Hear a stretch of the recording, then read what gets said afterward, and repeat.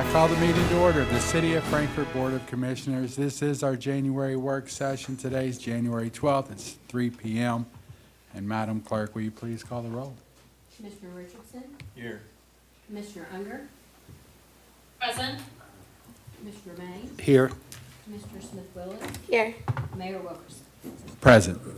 And no ceremonial or recognition to start off the new year. We do have citizens' comments next. I believe we have one that I saw. Is anybody in charge of that? Mr. Ferguson, would you like to step forward? I saw a name on there. Maybe there's more than one, but. And I'll remind, you come to the podium and state your name, and we give you 5 minutes, and we'll give you a 1-minute warning. Okay. So I didn't plan on something so formal. My name's Andrew Ferguson. I live on 221 Coldstream Drive, Frankfort, Kentucky. Good? All right, you have the floor. All right. So I'm not here really to complain, but kind of looking for solutions, right? And it's not just me, it's other people. I mean, I have my moments where I'm like, I wish they'd put a speed bump here, or I'd wish they would do this. And most of the time I talk myself out of it. I'm like, it's not that important. I had a few problems. Like, I have 8 people that live in my house. I have 4 children and another child that lives here, and then 3 adults, right? And we hit a problem when it comes to trash. And I've done everything I can, and I'm looking for help on it. Now, I've worked with the people. I've called the people down at the solid waste department, and I've talked to them and trying to find out options, and I'm hitting a wall there. Over the years, I've been here since I bought a house here in about 2009. I've lived here roughly 2007, 2008, whenever gas went astronomical high back in 2008. Over the years, there's been changes. We've got trash cans now. Used to, you just put out whatever, and we used to be able to have a bulk pickup 3 or 4 times a year. You can just put out stuff, and now you got to call and schedule it. Used to be able to have leaves and branches like that. I think it still does. I didn't pick up my stuff last year, but you can call and schedule it. When I call to schedule stuff, it's usually a full voicemail, right? And I do get through every now and again. Like, I think we called for about 2 weeks. We finally got through, scheduled a bulk pickup on it. We do have 4 dumps, like be able to load up our trucks or whatever and take to the dump 4 times a year. I usually use all 4 of mine since I found out about that. If there is too much trash, you can go to Kroger and buy blue bags, right? And that's a viable answer. But the problem I have is, even if you get up, my trash runs on Friday morning, by the way. Even if I get up at 6 a.m. Friday and put my blue bags out, we have raccoons and foxes and all kinds of stuff, and I will have to go clean up my neighbor's yard almost every time. So I called. I was like, hey, guys, how about I go to Lowe's and buy one of these big trash cans? It's exactly like what you guys have.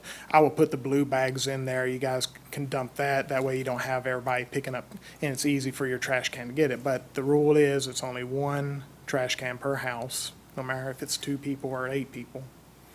And I will get fined if I put my trash can out there. So I could put 20 blue bags out there and cause the people walking around picking up the bags, throw it in, which I feel bad doing that. Or I could take it to the dump, but it's only 4 times a year, only on Sunday from like 7 to 11, right? And I got suggestions. I mean, we could have a common dump area. If you've ever lived in Tennessee, I've lived in Albuquerque, or New Mexico, Tennessee, Whitley County. I've had a house in Lexington. I've had a house here. So I've lived a little all over creation at this point. So I've seen it where there's a common dump area, right? Or a common bulk area you can take stuff to put in the trash can. I mean, ideally, I'm a little lazy. I wouldn't mind just going and spending $100 and getting a bigger trash can that they can grab with their truck and dumping, but I understand if it causes problem with neighbors and stuff like that. But any kind of solution would work. I don't like cleaning up trash in my neighbor's yard, and I don't like causing people work extra in the morning because I feel like they're a little short-handed. And that's it. Thank you. Does anybody have any questions? Thank you. or discussion? Commissioner Smith? Thank you, Mr. Ferguson. I'm on the Public Works and Infrastructure Committee. Those meetings are open to the public. I would like to hear your suggestions. I'm rather newer to the council, but I really would like to kind of have like that open, transparent conversation about what you think would be more feasible for your community and your household. So I just wanted to throw that out there because I'm willing to kind of just talk through it because I don't have all the solutions myself, but I would like to hear kind of where you're coming from and then also Commissioner Unger. So I think we have a really open door policy, but thank you for putting this out in the front and center, and I would like to work with you to hear your suggestions. So thank you for coming in. Okay. Thank you so much. Right. And thank you for bringing up the customer service too, because we take pride in that. We want to make sure when people call that we get back to them or at least answer the phone and Well, the not trouble leaving is, messages. when you call, you can be a little heated, and I do my dangest not to do that, because I know they just work there. They probably get all kinds of nasty people calling, but I even called the lady back. I was like, hey, if I sounded mad last time, I'm sorry. I know you didn't do it. Can we please work through this and find a solution? Because, yeah, I think, yeah. So I had a mattress I'm trying to throw away, so I rolled it up and stuck it in my trash can. That's not acceptable, by the way. You're not allowed to do that.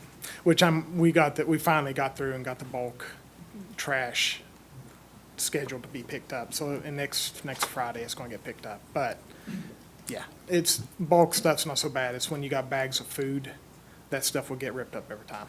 So anyway, Thank you, Mr. Ferguson. All right, moving on to staff reports. We have a staff report. Kenny Hoxton's going to talk about the wastewater treatment plant update.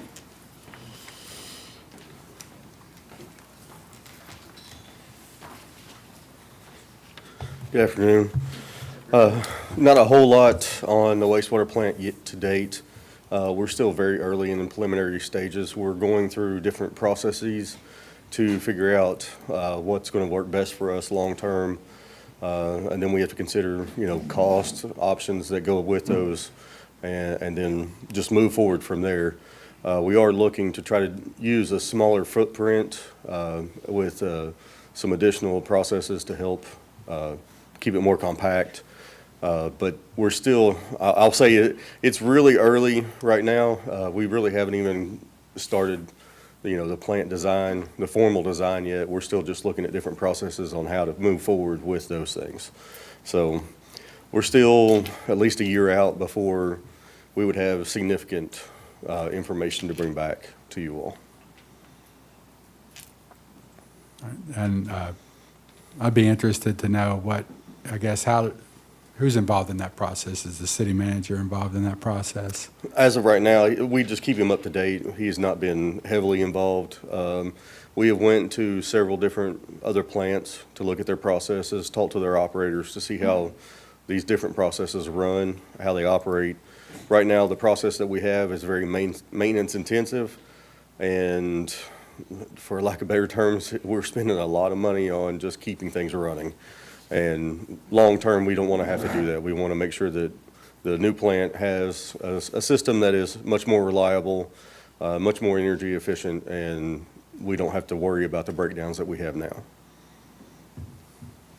If I recall, when we did the NREL study 3 or 4 years ago, when we were talking about going 100% renewable, one of the things that they brought up was the wastewater treatment plant uses a significant amount of the city's energy. Well, that's a big contributor to our energy usage. Is there any, I just want to be mindful of that, since I know we're not very far down the road here, to explore those options. I know other cities have looked at or put in systems that are not totally self-sustaining. They still rely on energy, but in times of, when energy's down, or the electricity's Right. down, I should say, that they could island for a while and keep running. One of the things, biosolids is one of those things that has been a very hot topic here lately for PFAS, the microplastics.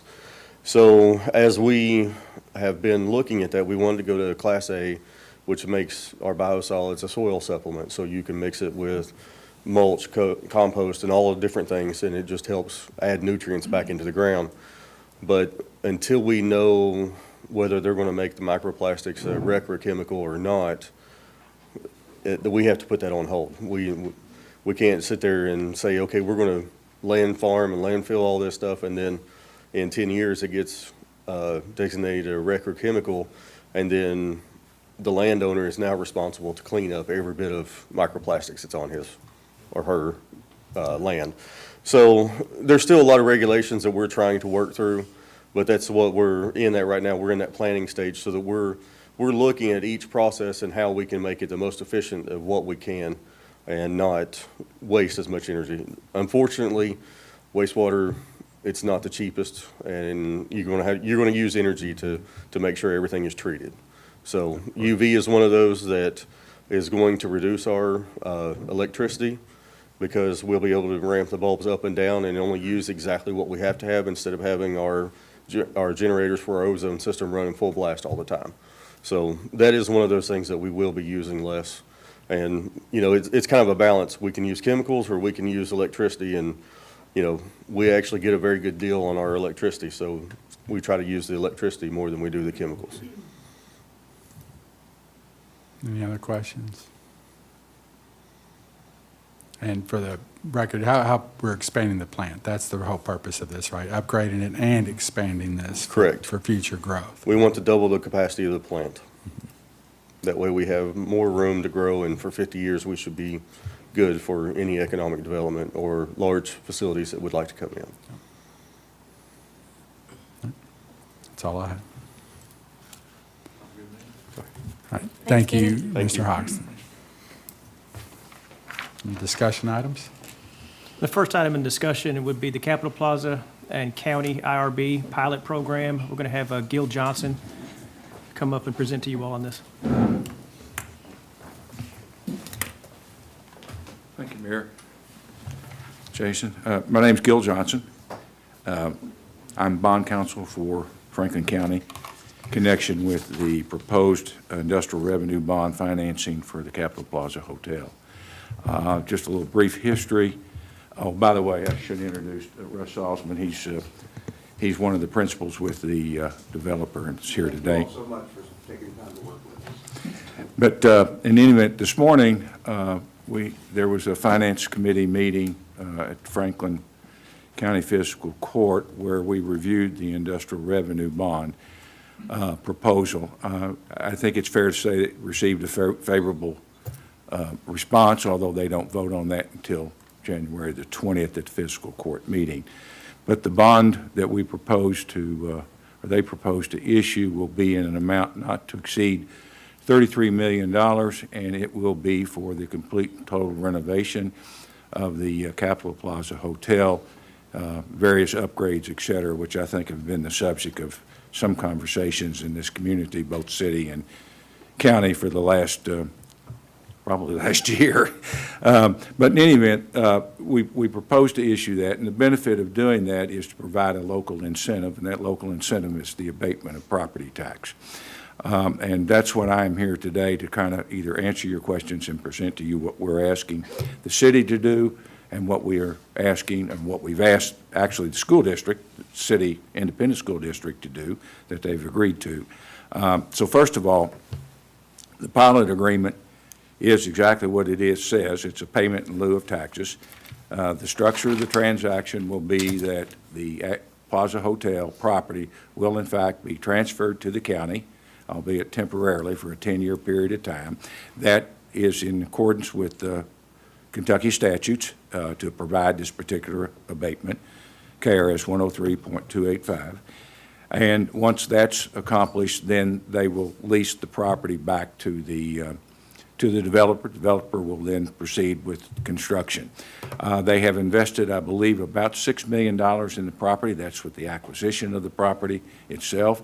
And there's an additional roughly $28 million that would be added into that. We put a few extra dollars in the bond proposal, bond resolution, so in case we had any overruns, et cetera, that would be covered without us having to go back through this process again.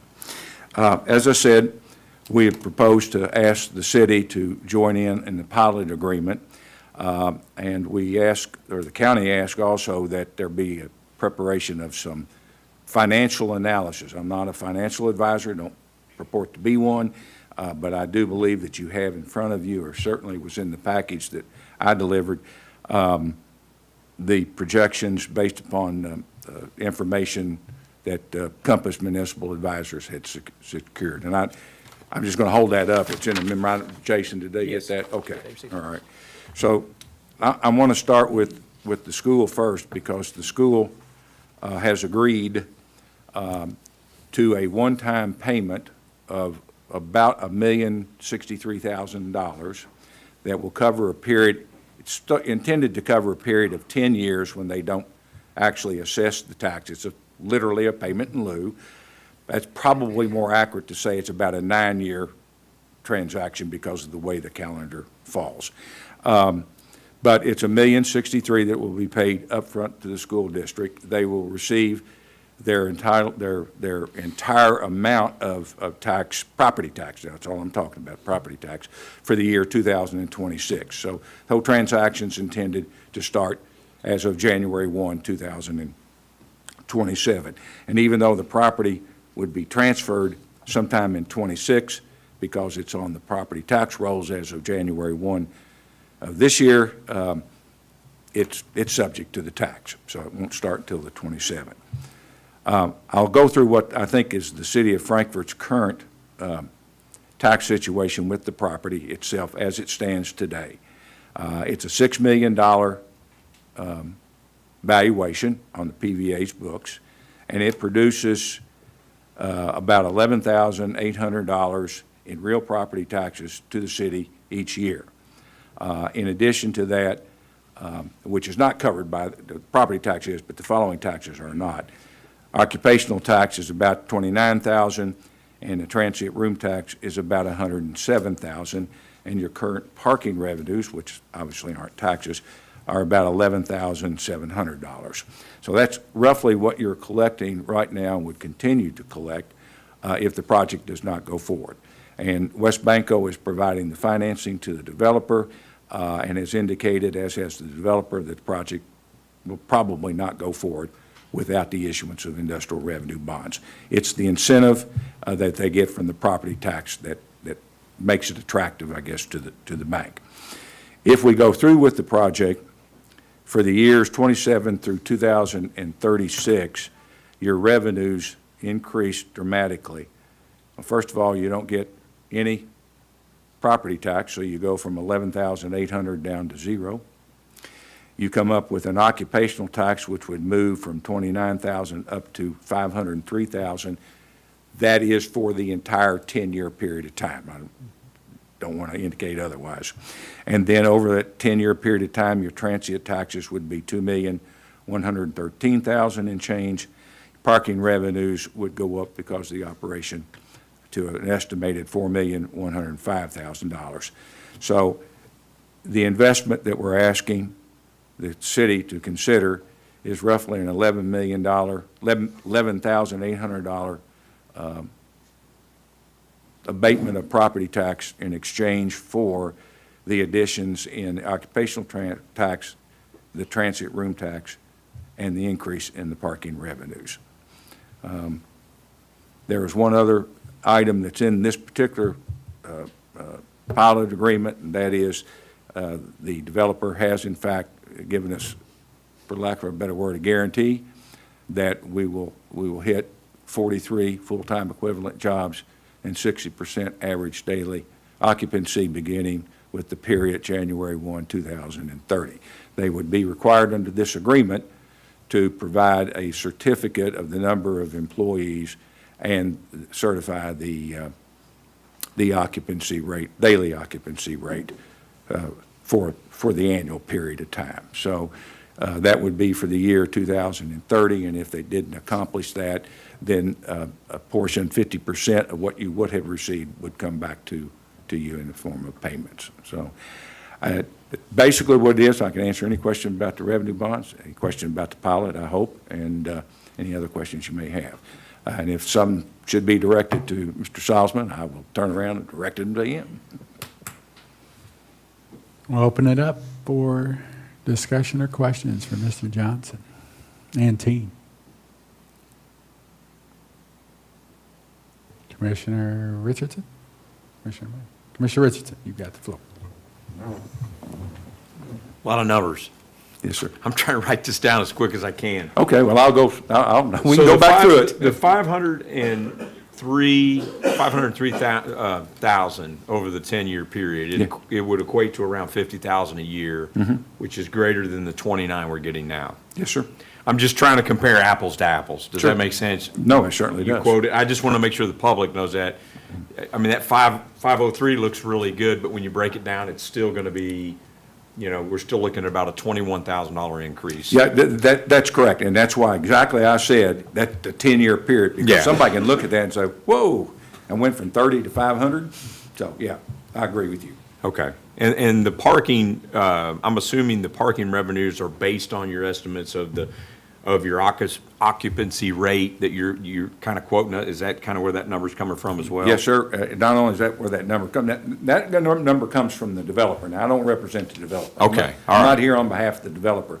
But that number comes from the occupancy, because if you're a guest in the hotel, Yeah. you're paying that parking, and they are paying you. Okay. Okay? So, I just want to know where that, I just kind of Okay. figure out where that came from as well. no, that's where it comes from. Because of the increased occupancy, they're going to change the rooms. It'll be, improved. There's going to be 2 or 3 restaurants in there, and then they'll have facilities for enhanced banquet facilities, which I would think would be a positive development for the convention center if that goes through. Yeah. So, whoever's parking there to eat dinner or to stay overnight or whatever, that does increase that parking revenue. Okay. Or intended to, I should say. Right. Thank you. Commissioner May? My one question was answered in that conversation, so thank you. It was kind Okay. of more about some of the parking stuff. So I Right. will say, I'm excited that this project is moving along and that we're having these conversations, and I'm excited about the opportunity to see what we know is a crucial part of our economic development structure in Frankfort and Franklin County and the surrounding area. So it's an exciting opportunity. There's a lot for me in this chair to digest right now. Sure still. there is, yeah. But I can say that, I'm committed to keeping the doors open here right now and talking as we move along this, and just want to say I appreciate the interest and the investment so far in our community. Sure, and if I could just comment to what you just said, Commissioner, our schedule or their schedule right now, and mine, is that the county will take up the IRB resolution on January the 20th. I don't know when your all-city meeting is, but whatever that next one is, we would ask that you consider. 26th. Huh? 26th. Okay, we've asked that you consider that. The school board has already negotiated and has agreed to what I just indicated earlier, so there won't be any revisions there. I don't know when they meet. I think Michael George told me it was, or Sherry Slater told me it was February the 9th, I want to say. Okay. It may be January 26th, but, because that date was in my mind, but that might have been the cities. But in any event, February 9th, and then at that stage, once that's done, the documents would be signed and we would proceed to closing. Now, I still have to go to the Department of Local Government for their approval because this is a hotel. I do not anticipate any issues. We've done this before. I've done quite a few hotels, excuse me, in the western part of the state. So I don't anticipate that being an issue based on what I've seen in terms of the documents, but I got to take that step. The county has to take it. Actually, if you all were doing it, you'd have to take it even though you're not subject to DLG jurisdiction. But so that's the schedule. And so I anticipate probably a March closing of the bonds. Okay. It'll also depend on West Banco. I don't think I mentioned this, but West Banco is the financial institution. They're the ones through the developer that ask for the industrial revenue bonds. And quite simply, I mean, in all candor, the tax rates at the city and the property tax rates at the county are somewhat insignificant. I don't mean that in a derogatory sense, but when you compare them to the school district, it's a small dollar investment in my opinion. Sure. Especially in exchange for this, and with some guarantees that are in the pilot, but. Absolutely. Thank you. And we're going to go to Commissioner Unger. Thank you. I wish I was there with you tonight. I appreciate you coming to present this information to us, Gil. I am excited for the community. Sounds like it's a win-win for everybody. I appreciate you working with the independent school system as well on that, coming to an agreement there. I was wondering, I think my only concern is if staff could, maybe we could discuss any additional safeguards for those 2030 date numbers. I don't know if we need to do that right now, but just if for some reason those numbers for the 43 full-time or the 60% average daily occupancy doesn't happen, what does that look like? So I just wanted to mention that, but thank you so much, and I'm excited to work with you guys. Well, let me address that. Those numbers did come from the developer. The 43 number, well, maybe I got to admit it came from me, because when I asked their lawyer what the full-time equivalent jobs were, he said 40 to 45. So I said, okay, 43. And so I'll take responsibility for that. The average daily occupancy was stated to be a little bit higher than the 60% number that it's in the document. But the judge, or Judge Mueller, had indicated that he thought that was a little high. And so I went back to the developer, and the developer came up with what I think the judge thinks is a more reasonable number for, I don't want to put words in his mouth, but that's the way I heard it. So the 60%, I think, is a very good number, but it's an aggressive number. That's why you give them 3 years to get out there. And 43 is probably more than doable. I would say with part-times, you're probably going to get as close to, 50 or 60, but that's just what I've seen, but I can't make that representation. Okay, thank you. Commissioner Smith Willis? The one question I had, Commissioner Unger had already asked, and then you had answered it, Mr. Gill. I think I wanted clarification on the timeline one more time. I was just trying to also digest the numbers. So we're technically just waiting for the county for their meeting, and then this will fall back in our court, correct? Yeah, I Okay. think that's correct. And then is there a specific, was there a date that he gave that we need to like really kind of lock in on They requested the 26th for our voting meeting? Got you. Thank you. So my questions, and I think you touched on it, on what's the current occupancy rate? We have to look that up. I'm gonna say it's probably 40, something like that, but can I get back to you on that, Mayor? Yeah, because if we're putting a target out there that you're already hitting, it's not much of a performance clause. And I was, there's nothing in there in terms of us, what if the renovation doesn't happen? And then we're going to sit here for 10 years and not collect taxes on it. I'd like to have some assurance that technically, could you just rent out the rest of those apartments and still hit your occupancy goals? Well, that would be virtually impossible from the lease perspective, because the lease, and now that's not an agreement with the city, that's an agreement with the county, have to operate a hotel. That's number one. Number two, that's the Department of Local Government as well. And as you may be aware, the General Assembly passed a new provision in industrial revenue bond financing that allows for multi-housing financing. We would be outside that realm. So the short answer to that from that perspective is I don't think that's an issue. Thirdly, and probably more important, is West Banco, because I don't think they're going to finance this if they're going to change their business model, which is what that question kind of. And I don't know if it was, because I know that it's a mix right now of residential and. It does have some now. apartments, and I don't know what they're supposed to do with that. And my other question, this is for 10 years. After 10 years, Goes does away. the city Yes, sir. have to do Couldn't- anything? It's a max of 10 years, could be less than 10 years. If for any reason they sold the property, which they'd have the right to do, that collapses the transaction. You're now at let's say they spend $30 million, you're at a $30 million facility. Because what the PVA will do, it will come off the tax rolls for tax purposes. However, he has to provide an appraisal on an annual basis every January 1.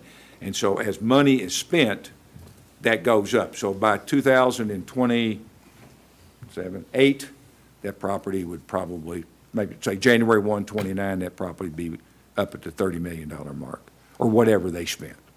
Okay, and this, so far what's been negotiated requires the city to go in on this. Suppose the city did not, what happens? And the county chooses to, what happens then? Well, one of two things happens. I still have to go to the Department of Local Government, but the Department of Local Government's going to insist that I get some sort of letter from the city indicating that they are in favor of this project, whether you sign the pilot agreement or not. If I did not get that letter, in all likelihood, the project would die, because we could not get approval from the Department of Local Government. And I doubt seriously that they'd ask to appeal it. And the second, that second alternative is, if you agree to it, we go forward. If let's say we did that, no, I'm sorry, but these are the technical questions, so, but you're the attorney, you're here. And so if we didn't go along with it and we sign off. You wouldn't, I'm sorry, you would not get any tax dollars at all anyway, because the it's property county-owned. is owned by the county, That's what therefore it's tax exempt. That's what I'm getting at. I'm sorry, didn't misunderstand. That's what I'm getting at. If the county passes this, does it matter? Besides, from a tax standpoint, we're not going to get it anyway. That's correct. No, so, Unless please don't take this in the negative sense, unless you decided you wouldn't give us a letter for the Department of Local Government, in which case the DLG may not approve the project. right. Okay. Right, but, yeah. So But no, that's- you're out to 11,800. You're absolutely correct about that. That's what I was getting, Okay. if the county does it and we chose not to, it's because it's now a county-owned property, we don't get taxed on it. So, well, that opens up a whole lot, that's a lot of other issues I think we'd have to think about in the future. But okay. Even if you did that, it doesn't affect your transient tax, it doesn't affect your occupational tax, and it doesn't affect the the parking revenues. Parking revenue, yeah. Because we did, just going back, the three of us were on the commission, the last iteration, and we approved a TIF district along with the county for this area. And with the intent, and we built the parking structure to enable the development of this area. And so we bonded to build the parking structure. We have an annual note. And the idea was we were going to get increased property taxes to offset that note, and with the increased value of everything that gets developed. Sure. And then within 3 years, now we're waiving some of those additional property taxes. But I do realize there's other indirect benefits, and those are all important, and we want to support. Sure. We want to have a vibrant, thriving community, but we are waiving some of the property taxes that we were 3 years ago, 4 years ago, counting on to Yep. make this thing happen. But remember, that property is at a $6 million value because that's the purchase price. I suspect it'll hold that value for a period of time. And that property tax revenue coming in is $11,800. And so it's frozen at that deal. And I guess what I'm saying is you're giving up that $11,000 to increase the transient, the occupational, and the And for us, the revenues. parking. Yeah, I get that. That's what I'm looking at. Sure. The other, I realize the parking may not happen, the revenues, unless there's a revamped hotel. I think that's all I have. Anybody else? Oh, Commissioner Richardson. Let me clarify one thing. The mayor's kind of, I understand where the mayor's coming from. It's our job to protect the city, right? Our interest, our community. The real risk is the property tax, is the $11,000 that we get right now, correct? Yes, sir. That's it. That's it. The rest of it, even if we did not do this, and I just, for the public, you know, during this IRB, it looks like the bulk of what we would receive comes from our parking garage, almost a little over $4 million. Yeah, and I understand that there were negotiations at some point in time between the city and the developer regarding that, so I have nothing to do with that. You tell me Yeah. the numbers and I just plug them in. Or I don't plug them in. I do want to point out, I looked at some of your numbers, and I just broke this down a little bit. You know, we go from a total of 63,000 per year total, the numbers you gave me. I just kind of roughed that up on my little calculator up here, to over the 10-year IRB to 672, because, you know, you just divide that total, the 6.7 million by 10, we go to over $600,000 a year, roughly. Yes, sir. That's Yeah. the way I read it. Yeah. Again, I want to emphasize, I didn't do the numbers, but. What I'm trying to do for those that, I'm sure this is going to be reported on, I am 100% with the mayor. I don't want, you know, I won't lie, I was not on this board when the parking garage was approved. Mm-hmm. There was a lot of community up about that. I was one of them. But now that I've gotten the true picture of we needed to do that, that's part of it, is to, I'm imagining from the parking garage, that benefits you, correct? 100%. 100%, and a brand-new parking garage. So it's kind of like, it may have not went like most people build the hotel, then they build the parking garage. And trust me, I don't, you know, maybe it was the cart before the horse, so to speak. But just for the public, I want them to get clear. This is not an easy decision, but from what I see, it looks very beneficial for both the county and the city, especially when it comes to revitalizing downtown. And we're in the midst of trying to get a convention center, meeting center, whatever you want to call it. You know, I'm sure everyone on this board remembers when the hotel was thriving down there, and all of that brought, you know, not just, you know, especially during this time, we have our sessions in, right? And we would love to keep our legislatures, right? Our Downtown. Right downtown in our home, and that used to happen. So, but I just kind of, those numbers, you know, in the same, if we did nothing, if that stayed the same, I do want to point this out, you know, you've got that little over 6 million, it's 6.27 million. If we did nothing, from the numbers you gave me, we would only receive about $1.5 million in that 10-year period. So If both you and the county did not, and you all said we will not support it, I mean, you wouldn't give me that letter. Yeah. You're about $1 million, that's absolutely correct. 1.6 million. So it's right at it. So I just kind of want to point those numbers out to the community, that on the surface, I don't want anyone to take a hit that, hey, you the parking garage, we really needed that property tax, but this looks like a very good partnership with 3 entities here in reality. I think so. You know, and let me add to that just a little bit. I don't think I'm violating any trust here. The mayor said this before, and I think I know the judge has, because I represent the county. They were concerned about the independent school district, and that's a legitimate concern. And they really worked with them. The developer worked with the school district, and I assume it was favorable outcome because both parties agreed to it, but you know what compromise is sometimes. But yeah, I think you're absolutely right, Commissioner. This is good. Any other questions for Mr. Johnson? Sorry about my hat. That's all right. You Well, got the thank you all benefit that for I all- don't. Yeah, thank you for your time, and without any objection, we'll look to the voting meeting on this. Okay. All right. Thank you, Mayor. Thank you.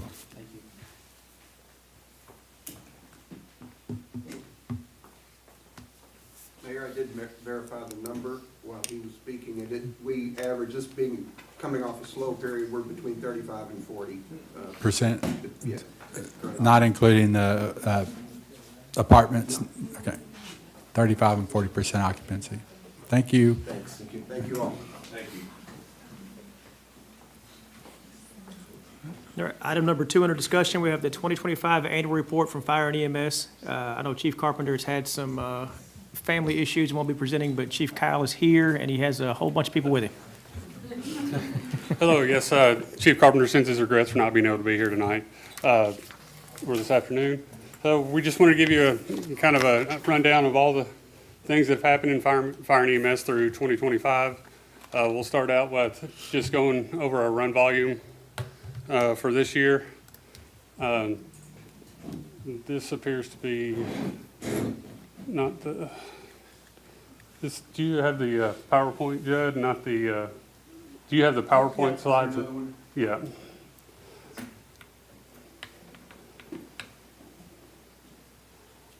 Okay, there we go. All right, so with me I have the admin staff, Rick Frank, Cody Rich, Matt Marshall, and Kenny Barnett. Each one of us will be doing a little represent of our topics. So for fire calls in 2025, we responded to 1,186 fire-related calls. 102 of them were building, cooking, vehicle, grass fires. We had 248 rescue and EMS fires. We responded to 113 hazardous conditions and 302 false alarms. As far as EMS calls, we responded to over 9,000 calls for service. 2,563 of those were in the county, and we made 101 responses to other counties for mutual aid, and we assisted with EMS calls 66 times throughout the year. That's a total of just over 11,000 runs for the 3 crews for the year 2025. Next, we'll have Rick Frank or Cody Rich come up and talk about the fire training. Thank you, sir. So my name is Cody Rich. I'm the fire training officer. We had a very busy year, very productive. We have accumulated over 20,725 fire training hours in the last year. We conducted our own in-house recruit class. We have 4 personnel from there. Each of them have now graduated and they're now online. Last year we conducted an IFSAC driver operator course, a hazmat technician course, and a rope rescue technician course, all with our own instructors in-house, which is pretty cool. We conducted multiple officer development courses, which we're going to use to strengthen our leadership skills for our officers online. And we have had multiple firefighters complete the IFSAC Firefighter 1 and 2, Fire Officer 1 and 2, and Fire Instructor 1. Thank you.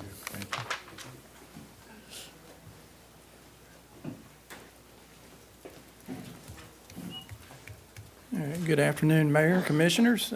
For those that I don't have the privilege of knowing, Rick Frank, EMS Education Coordinator here at the Fire Department. So with EMS training, so we're an EMS training center. We do EMT, we do paramedic classes. EMT is an essential part of our jobs. Obviously, you saw by the numbers that Chief Kyle presented you. Also a minimum requirement. So we're constantly running those programs. We ran 2 last year, currently in a paramedic cohort right now. We hope to have that one done by June and have you some smiling new paramedic faces out there by maybe latter part of this year, actually out and functioning.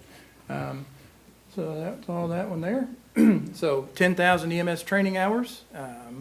Right now, I said the paramedic class is going on. We have 13 enrolled in that. 10 of them are in-house personnel. We have 3 from neighboring counties that are interested in the program as well, so they're going with that.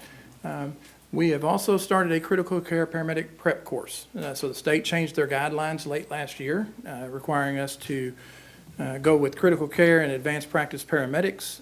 We have been very, very blessed to get these courses up here.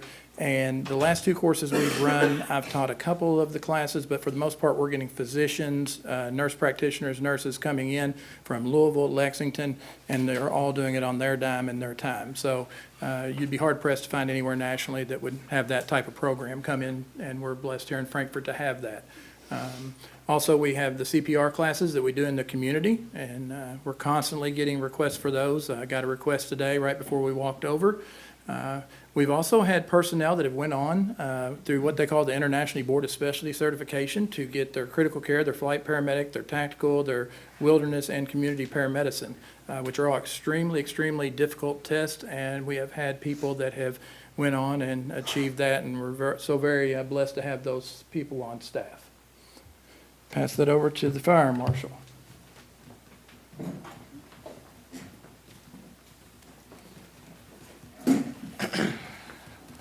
Well, like Rick said, you know, in case some of you don't know me, I'm Fire Marshal Marshall. So, yeah, in the Fire Marshal's office here at Frankfort Fire and EMS, I kind of wanted to brag because my slide's kind of short, but really it's long. we're just so proud of the department, the men and women here in Frankfort, because we had a historic year. But we didn't waver. We didn't waver for the commitment to the community service and the outreach. We were devoted to fire prevention with the schools, our partnerships with the nonprofits, and we continue to be serve in a capacity of fire prevention education, community outreach, and over 90 different events. We continue to do fire inspections of commercial properties and residential commercial properties of over 1,700, 130 different pre-plans. We had a graduating class of 6 Citizen Fire Academy alumni community members, including 1 city commissioner. We also reviewed more than 20 new commercial properties or job sites for the I don't know, huge growth in this city, which is fantastic. We installed over 101 smoke alarms, 3 bed shakers.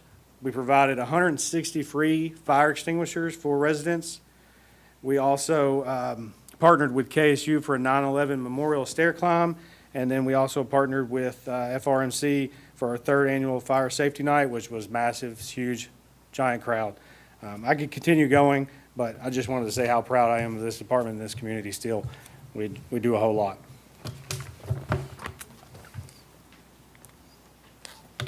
Chief Kyle. All right, back again. So since September 11th, hazmat's really been a big thing within the fire service, and even before that, but mainly since 2001. And during the time frame I've been here, we've had a really strong hazmat team. Then we dwindled down as hazmats didn't become much of an issue anymore as far as our concern. And now we feel that is more of a impactful situation. So one of my goals is when I came over as assistant chief was to strengthen our hazmat team's knowledge and abilities. And since then, our hazmat team's gone from about 10 to 12 people who are kind of dedicated to it a little bit to a team of 12 members per crew. So we got about 36 members on the hazmat team now. It's kind of a blend of volunteers who have taken personal interest in hazmat, and then there's some that just have to be on the team by virtue of their position if they're at Station 2 where our hazmat truck is. So we got a kind of a blend of people. The rescue sergeants have also need to be on the team by virtue of their position. And early 2025, I asked Captain Eric Simpson to step up and to lead the team.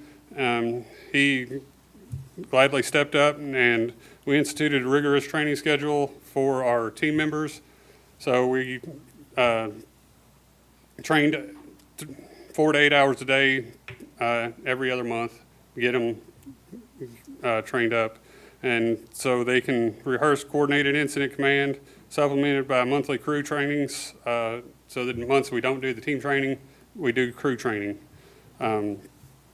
So looking ahead in 2026, now we're going to do the team training is going to be monthly instead of every other month. And we're just going to try to specialize and focus on newer developments such as dry decon, which is a new form of decontamination that is, sweeping the country. So we're going to try to tackle that. So we just hope to keep the momentum throughout the next year. Next, we got the technical rescue team. So as you know, in April, we had historic flooding, and during this time, our technical rescue team led the way with historical responses. We evacuated and rescued at least 160 people and countless animals. We helped the utility company restore electric and internet through several areas throughout Frankfort. And this team also, it trains monthly for 8 hours a month as a team, and then they go out on the other months and train the other firefighters up to the same level. So some members of the team were deployed 3 times throughout the state for different disasters. We have members receive certification in all rescue disciplines, which is rope rescue, swift water rescue, trench rescue, confined space, and vehicle rescue. Let's see. All right. This year marks a historic achievement for our department where we had a few members, Chris Hostetter and Cody Rich, were accepted into the Ohio Task Force. Matt Stevens was accepted onto the Alabama Task Force. And Chris Hostetter, Cody Rich, Anthony Poore, Matt Stevens, and Tabitha Barnes were selected to be on Kentucky Task Force once one, and once it becomes operational, they'll be leaders in that group. This is the first time in our department history that members have been accepted to these prestigious teams representing both individual excellence and department pride. And CTC Fire Program, Kenny Barnett. How are you all? I'm good. I'm Kenny Barnett, Captain Training Specialist with the Fire Department. I've also been the one that kind of stepped up and took over the CTC Fire Science Program. We currently have 51 students that are enrolled within the program. Over the course of 2025, the students completed roughly 4,990 hours of training. And that's training, not only classroom stuff, but that's also hands-on training that we do side by side with the other members of the fire department. We had a field trip that occurred back October 30th, where we went down to the fire training center, spent about 5 hours down there that day, and they've done everything from jumping out windows head first onto ladders to rappelling off of the top of the Connex container. So they had a lot of fun. We have been fortunate enough to be able to put them through a lot of the CPR classes and the FEMA ICS classes that are necessary for fire department function. We also have, as of this year, we are participating in the Skills USA, which is a nationally recognized program. And these students are going to compete at the regional level and hopefully move on to the state and, I hope, national level. But you never know. I think they only select one from the state to go on to nationals, but hey, that's my goal. Got to set it high, right? Fortunately, there's no other fire science programs within our region, so we automatically qualify 2 to 3 to go on to state. So we know we're at least going that far to start with, okay? Any questions about this? I mean, obviously I could read, but I don't like reading. So we got to, I also got accredited with the BCTC this year, so the classes that I am teaching are also going to be dual credit. So they're getting college credit hours for taking any of our fire science classes. Commissioner Smith Willis? You just answered my second question. My first question is, and I might not ask it the correct way. I know you said you have 51 students enrolled in CTC. I was curious what the recruitment and retention rate is for them to like graduate and then cross over, because you have to be 18 to be a firefighter, right? Correct. So what's how many people have done this program and have transferred over to our actual fire department? Well, this is only our second year with the program. Got So it. we haven't really maneuvered that far in. I can tell you that currently we have 2 of the seniors that are also co-oping with the city fire department. So I do feel like at minimum, we're going to have 2 applicants come out of this class when they graduate in May. But I also feel like we're going to have a few more, because I've got a few other seniors that have transitioned quite well into the role of being within the fire service. Now, obviously, it's going to be fall before we're going to be able to put the first people through Fire 4, which is the end of the road, if you will. So we're still really new, but we're growing leaps and bounds, and we're even looking to throw EMT class in there for the fall semester as well, just to try to help better prepare them for applying to the department. Are there, follow-up question. Are there any incentives to like just cross it over like after you, like once they do that Fire 4? Or is there, I guess I'm wondering, what does like your education track look like in terms of the CTC to actually bringing working employees to the city? And then like, what is those incentives? Is a really terrible word to say, just to be like a working class citizen, but like, what are the incentives? Because 18, you're still rather young, and like, what are you all doing to really bring them over to the city? Well, for one, once they become a member of the fire science program, they're issued a state fire department number, just like anybody that gets hired in with the fire department. So all of the training hours, at almost 5,000 hours, equates directly over into the same hours that they would be receiving during a recruit class. So they are very far along in the path of fire recruit, if you will. Now, granted, they're not 18, they can't participate in live fire training yet, so they still have some stuff they've got to do.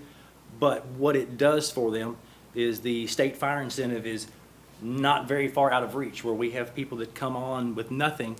They have to reach that 300-hour level before they can get their state fire incentive, where these guys are going to come in and only going to have a handful of hours before they're ready to get that additional $4,000, $5,000 incentive out the gate.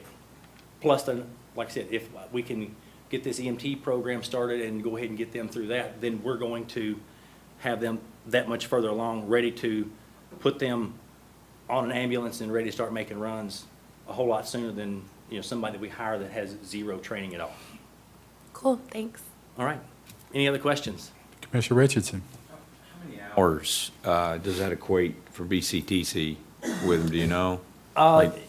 It's kind of a weird setup. Yeah. And I say that because while we have it set up as a dual credit, when they come in, they take Fire 101, it equates to 101 college level class, which is a 3-hour class. So they can essentially, if they complete 101, 102, 103, and 104, they're going to have approximately 12-ish hours of college credit. However, on the flip side of that, there is also what they call reciprocating credit with these kids as well. So if they didn't sign up to go to the dual credit route and they just take the classes, they can still go to BCTC, and BCTC is going to throw a whole bunch of hours, roughly 30 credit hours at them that way. Whereas if they go the dual credit route, they can take those hours and go to, say, an EKU or something like that, and they transfer in, hour for hour there.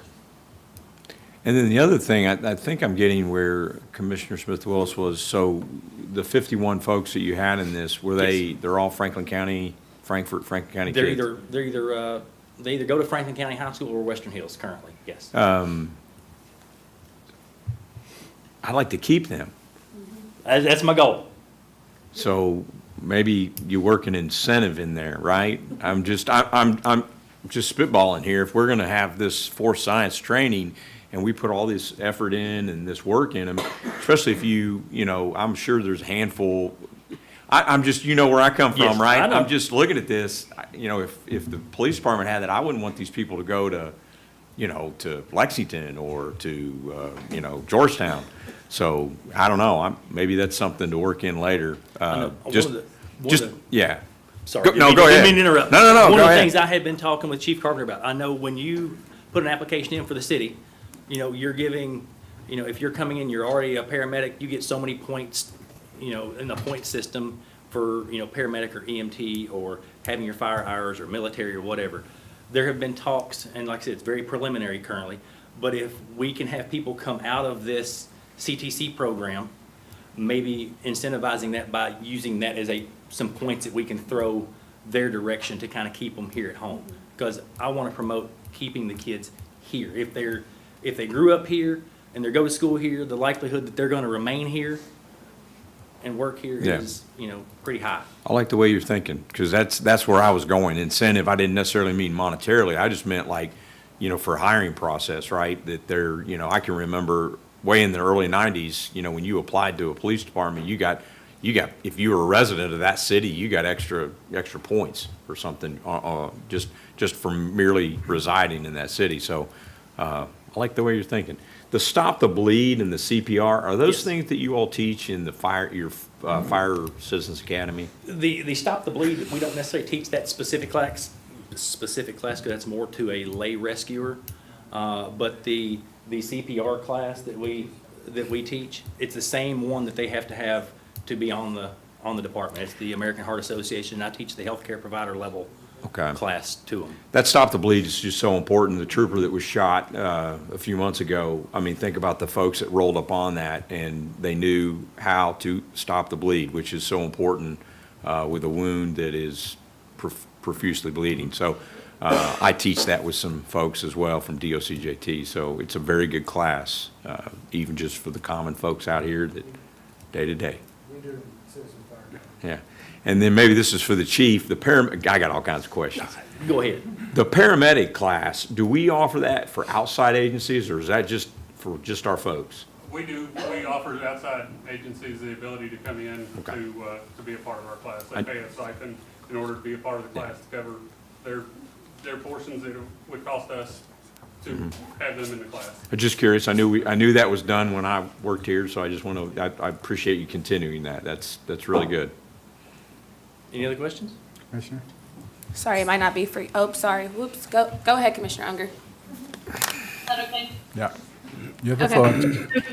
Just want to make a quick comment. Thank you guys for presenting on this annual report. And Kenny, I'd like to thank you for bringing a few of your students along for the Second Street School PTSA Turkey and Ham give out that we did this holiday. So it was really great to see those guys in action doing some community service locally. So, and if there's any conversation we can help have to work with the independent schools to try to get some students there as well, I would be happy to do that. So. Thank you so much. Okay. Commissioner May? Thank you to everyone that presented and everyone that wears the badge with the city seal on it.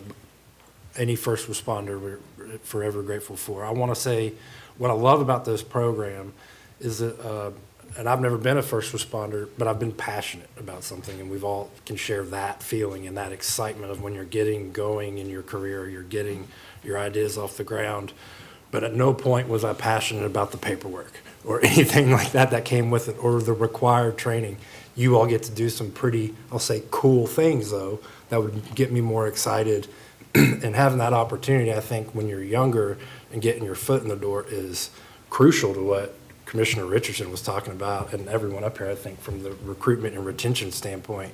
I mean, that alone would go miles for me as far as, where did I get my foundational fundamental skills and start? That's where I'm going to want to stay and feel that, that support and the opportunities that you all provide with the continued education and going and getting these special certifications, I think is just so important. You can start your career at Frankfort and retire.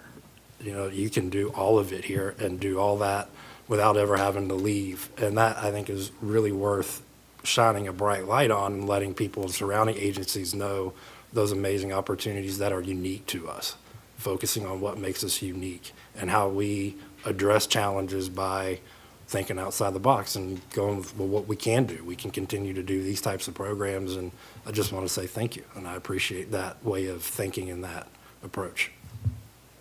Not a problem. Thank you. Commissioner? I swear this is my last question, and it's kind of two-part. It might be for you, Mr. Frank.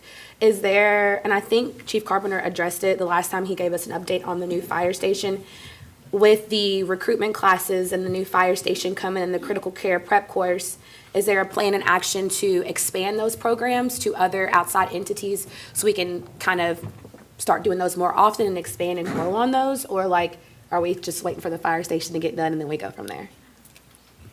And I could also ask Chief Carpenter if you don't know. Yeah, no, so to expand the critical care and the specialty programs, no, there is still, right now we offer that to outside agencies as well. So I think the past two critical care courses we've done, we've had Georgetown, Scott County has sent representatives from their agencies. Neighboring counties we've always invited. But yeah, the plan is still keep rolling, still keep on advancing.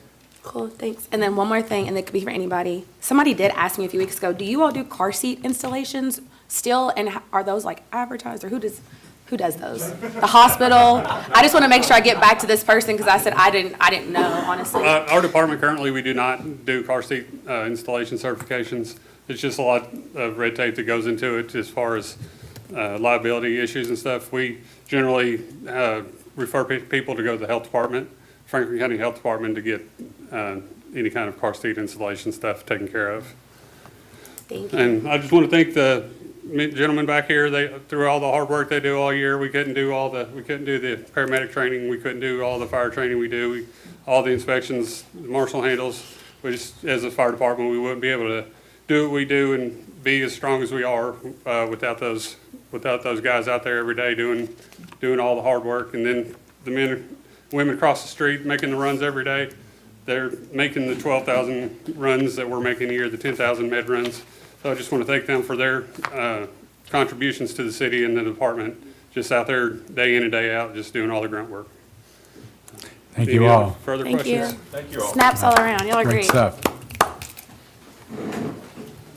All right, next item in discussions, we have item number 3, which is the transit services overview with Sarah Anderson and Jennifer Hall.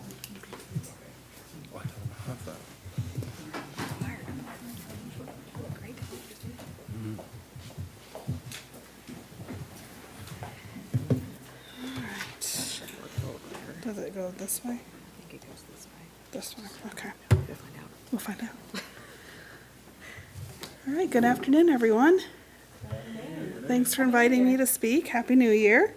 I'm really excited to tell you about some of our accomplishments we've had this year and also answer some questions and go over all that fun stuff. So just a brief description about our transit services. We have a demand response service, which is our door-to-door service. It runs Monday through Friday, 6:45 a.m. to 6:30 p.m. It's available to anyone who cannot access the regular route bus. It's a 24-hour reservation required before 2:30 p.m., and the cost is $2 per trip. We have a deviated fixed route, which has dedicated stops along a fixed route, runs Monday through Friday, 6:45 to 6:35, Saturday, 8:45 a.m. to 3:15 p.m. It can go off route or deviate up to 3/4 of a mile to increase accessibility. The cost for the regular route is 25 cents, and a deviation is 50 cents. And a deviation requires a reservation. We also offer a seasonal trolley that runs April through October, Tuesday through Saturday, 10 a.m. to 4:30 p.m. The trolley provides a narrated tour downtown, and it is a free service. And we also subcontract with Bluegrass Community Action, providing non-emergency medical trips, and we receive payments for those monthly. Some of our recent accomplishments, we have achieved several goals this year. First, the new transit center went into operation, or was completed in 2024, so we've been operating out of the new transit center for a year now. When we opened the transit center, we focused our efforts on rebranding in order to promote ridership. The new logo focuses on what makes Frankfort unique, the Kentucky River, which connects the east and west sides. The logo provides a sense of movement, just as the river flows. Frankfort Transit does too. The colors that we used on the logo and also incorporated throughout the transit center mirror the Frankfort, Kentucky distilled logo. We were able to secure funding from FTA to purchase 2 buses in fiscal year 25, so those buses are already out, running around town. And we actually received funding to purchase 6 more buses this fiscal year, so you guys will have that coming across your table pretty soon. We're working on the order list for it now. Transit won the Kentucky Transportation Cabinet's Efficiency Award for the lowest cost per trip in the entire state of Kentucky, so we were pretty proud of that accomplishment. And the Capital City Museum won a Kentucky History Award for the Lest We Forget exhibit, which is located, it's actually pictured here, is located in the Transit Center lobby, so special congratulations to Ellie and Vicky on that accomplishment. The Transit Center is a very vital part of our operations. The center is located on the ground level of the city parking garage. I know that we put a lot of focus into the opportunity that the parking garage itself gave to the downtown district, but I really want to focus right now on the transit center. The center allows for passengers to have a temperature-controlled transfer station, complete with a waiting area, restrooms, vending machines, and a front desk attendant. The center also allows the drivers to have a central location for operations that houses every single thing they need: dispatch stations, admin office, break and training rooms, and most importantly, restrooms. In addition, vehicles are now housed in a covered garage, which protects the longevity of our vehicles.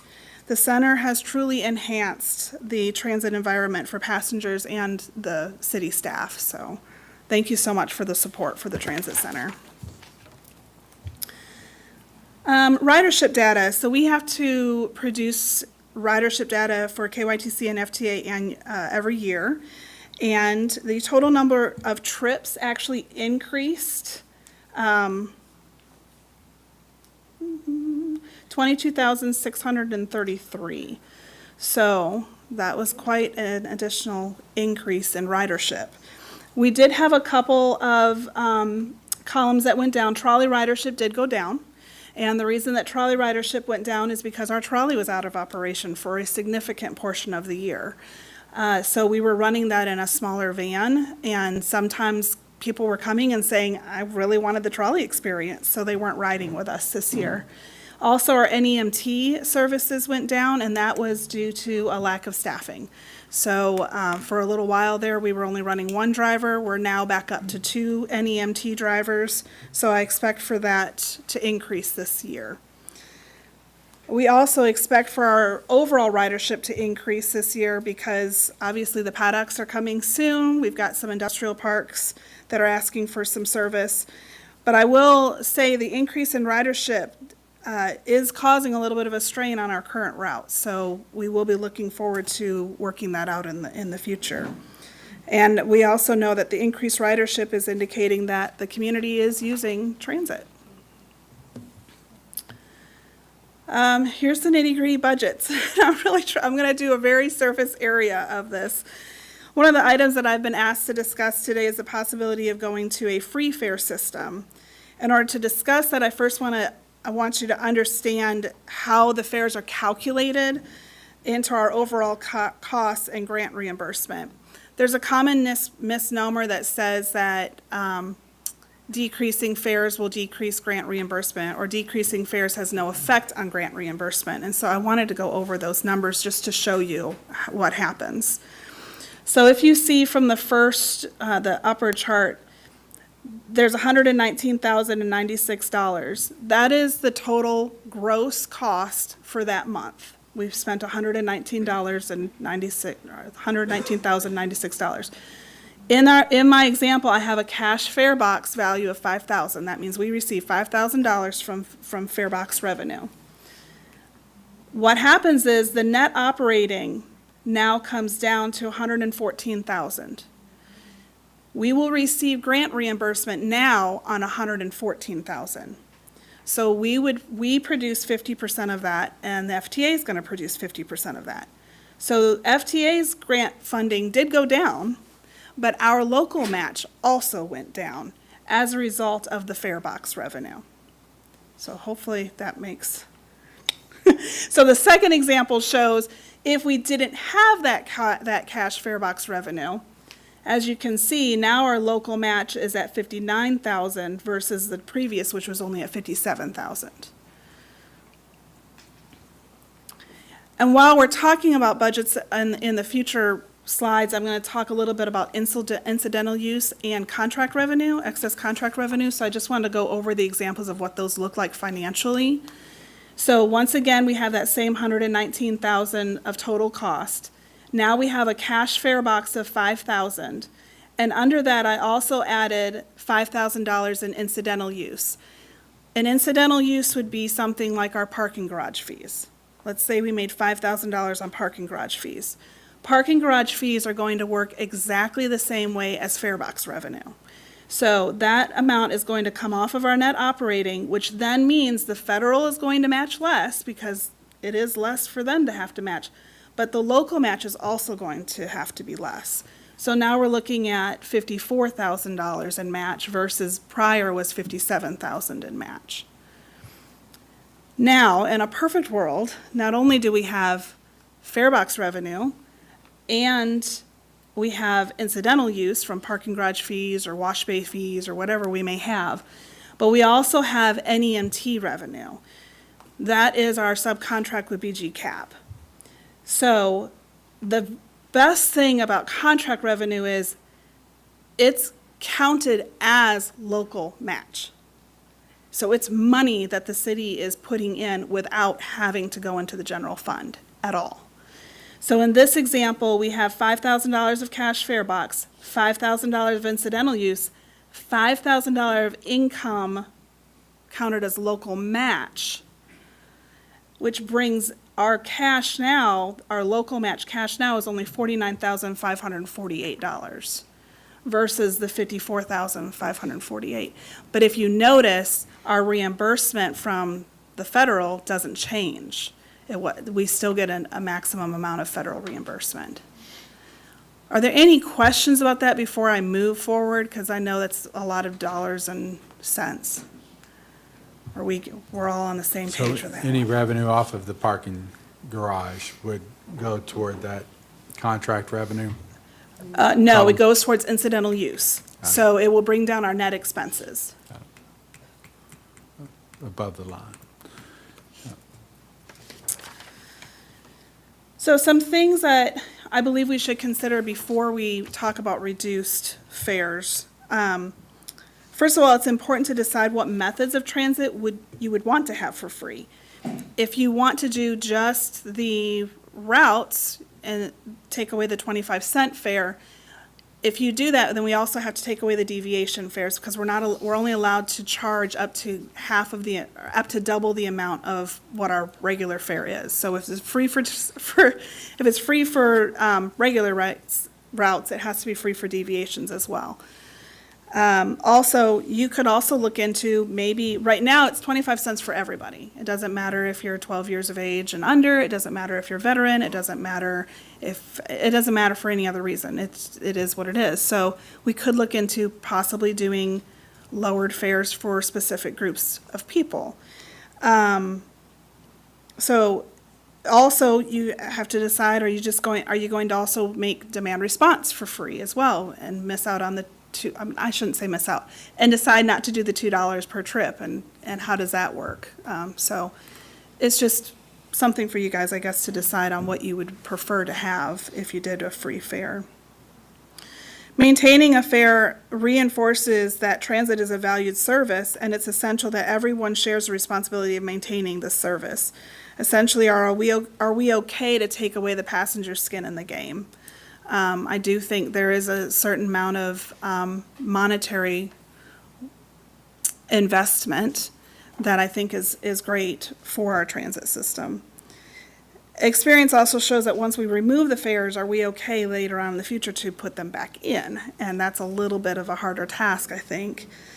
And while fares do not impact our federal reimbursements, they do help offset our local operating expenses, such as fuel, supplies, and daily service costs.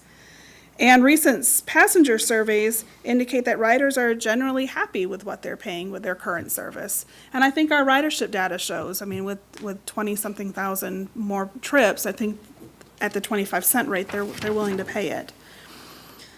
If we would like to add services or technology onto the routes, that would come as a cost. We've had passengers that have asked for an app, for example, that can find their bus. Well, that's going to come in a little bit of a cost. If we reduce fares, are we okay to accommodate that cost still? Eliminating fares would require new controls to prevent all-day riding and would increase deviation requests, placing some additional strains on our current routes. And also our funding partner, the Kentucky Transportation Cabinet, they do prefer a fare structure to demonstrate rider investment and system accountability. So we just talked about incidental use. So those are essentially non-fare revenue sources. Here's a list of some things that we could possibly do in order to increase our incidental use. So I did an estimated annual amount. I know you just heard about the hotel, and they gave their figures on the parking fees. We've only done parking for 2 months, and both months we made about $500. But that is, I mean, I just found out they're at 40%, and so I do expect for that to increase. But right now I put parking garage fees at about $6,000 annually. We could do advertising on the bus shelters and on the buses. I looked into some areas around us, and this was a very low estimate of $165,600. We also do have the training room at the transit center. When we built that, we made it so that it was a separate entity on its own. So it has its own restrooms, its own accessibility, where if we wanted to, we could rent it out as a community room. We also have the old admin building that we're no longer using. That could be a source of income. And then we also have the wash bay. Now currently our wash bay is in disrepair as far as the overhead. We do need to put money into that, but once we did, I've got a few bus companies, BG Cap being one of them, that are asking to be able to use it to wash their buses too, and it's built for that, so that would be great. We could charge them for it. Now, I do want to also make sure to put emphasis on the contract revenue is the NEMT service. That's about $80,000 a year. That $80,000 is just with 2 staff. So if we wanted to increase that, then if we had increased staffing, I have the vehicles, they're available. It's just a matter of the staffing for it to increase that. And remember, that counts as local match. That 80,000 would count as local match. I've been asked to speak on the bus shelters. So our route currently includes 129 stops. It's always shocking to me when I, when I see it. Of those stops, 26 have shelters and 10 of them have benches. We've identified 4 bench locations that could already be upgraded to have shelters. Since 2020, we've been making very steady targeted improvements to rider amenities. We've added 13 shelters since 2020 and the 10 new benches. We've been focusing on high ridership and priority locations. This approach has allowed us to improve comfort and accessibility while still being mindful of the cost and the physical constraints. Future bus shelters will need to be more resistant to vandalization. We do have 3 bus shelters currently that have been kicked out. The glass is kicked out and we cannot have them on routes. So that is something we'll need to look into for the future. The average cost to install a bus shelter, including the concrete pad that's underneath of it, is approximately $17,000 per location. This estimate is based on actual costs of our previous installation in 2022, and the figure reflects the shelter structure and pad only. It does not include any additional work. In some locations, shelters cannot be installed without first providing pedestrian access. This may include sidewalks or making ADA accessibility upgrades. Those access improvements are not included in the shelter cost estimate and require separate funding from the Public Works Municipal Aid. So I hear all the time, we should put shelters at every single stop, and I would love to put shelters at every single stop. They're very important, but unfortunately, I don't feel it's feasible to have it at every stop. We have a large number of stops, first of all. Second, many of them face physical limitations such as narrow right-of-way, landscaping constraints, and terrain challenges. In some cases, shelter placement would also cause a concern for visibility and traffic movement. So I've given you some examples. This is just on the east route. So obviously, this KSU stop is wonderful. We've got a pull off there, but there's a large embankment on the other side. I don't know how we would fit a bus shelter there. We've also got a lot, East Main Street's just known for, it's tight for pedestrians. The stop below that has a large drainage culvert that we wouldn't be able to get around. So we have to take into account the feasibility of where some of those locations are at before we'd be able to say, yeah, let's do every single stop. Yes. You're on a roll, sorry. And No, you're I'm not fine. trying to cut you off, but my brain, I have to ask the question, I'll forget about it. Okay, so with this point in particular, when was the last time, I guess, a study was conducted to I guess, give the feasibility of these stops? Like, are those stops ever upgraded? Like, are the spots the stops are, have they ever been talked about being moved? So this could be a thing, and I see also the next slide as in how much it'll cost. But in terms of just to entertain this part of the conversation, are these stops just set in stone? Is this something that we can never change? Yeah. Is this also something we should be talking about in the Public Works Committee? Like, that's my No, question. the stops are not set in stone.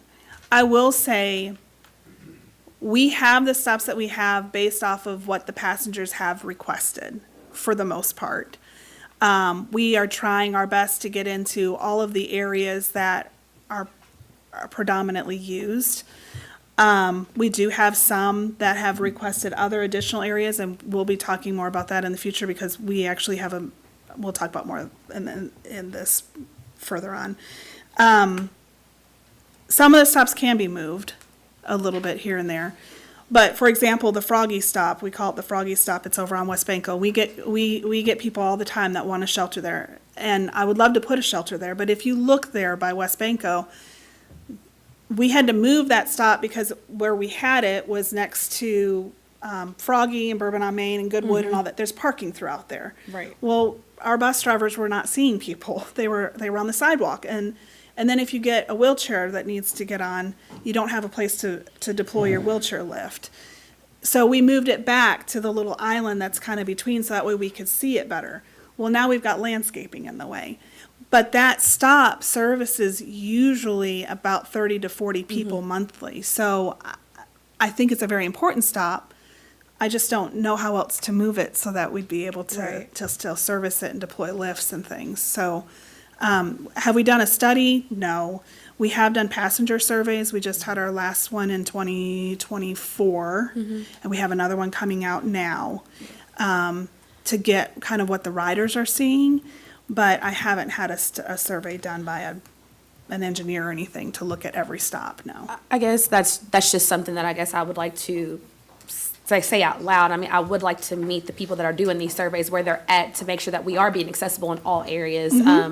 But I just think that would be something, what that looks like in the future. I'm not trying to misspeak on where money is going to be spent, but I do think that would be really nice to see somebody that has that level of like that eye to see where we can have some middle ground at, because I do think that is the coverage. And although the glass is being broken out, which is another conversation, I feel like it, but I feel like people should have shelter, because I feel like that would prevent somebody from either getting to work or being able, because, you know, we also don't have a big drive for Uber and Lyft in our town either. So where are the other options at for people to be able to get to the shelter safely and be covered, I guess is my only thing. And I will say this, though, not even Lextran, Tank, TARC, none of them have every stop sheltered.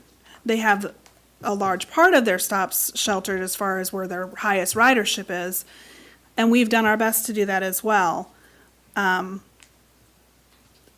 Frankfort's also unique, too, because we've got cliffs, so we've got, you know, it's combating that, but I absolutely agree that we can look into every single stop, I guess, and, I mean, that'd be a good thing to do, to look at Well, every stop. not every single stop. I'm not trying to like reach for the stars. I'm just saying if we can, just like the point that you touched on, you know, whoever the point that has the most highest foot traffic, I guess you could say, to just try to maybe reprioritize how we are making people. And I feel like if somebody's watching this and they're like, why are they talking about covering something or having somebody sit down? If you don't, you know, use the service that we offer, this is something that you might not be thinking of. But I would like to make sure that people are comfortable when it's 4 degrees outside, but they still have to go to work, when it's torrential downfall rain. You know, are we making sure people are comfortable? So. Yes. And thus far, that's how we have determined where we put our bus shelters, is based off of, we have tablets on board every bus, and we count where we pick up our passengers, and I can download that information. So we know exactly where we are picking up and dropping off our passengers. And those stops are our priority stops for shelters if we can feasibly do it, for sure. Thank you. Sorry for throwing you off. No, I love it. That's great. Thank you. So bus shelters are considered a capital improvement, which makes them potentially eligible for federal funding. In some cases, capital projects may be funded as much as 100%. Funding requests must be submitted during the grant cycle.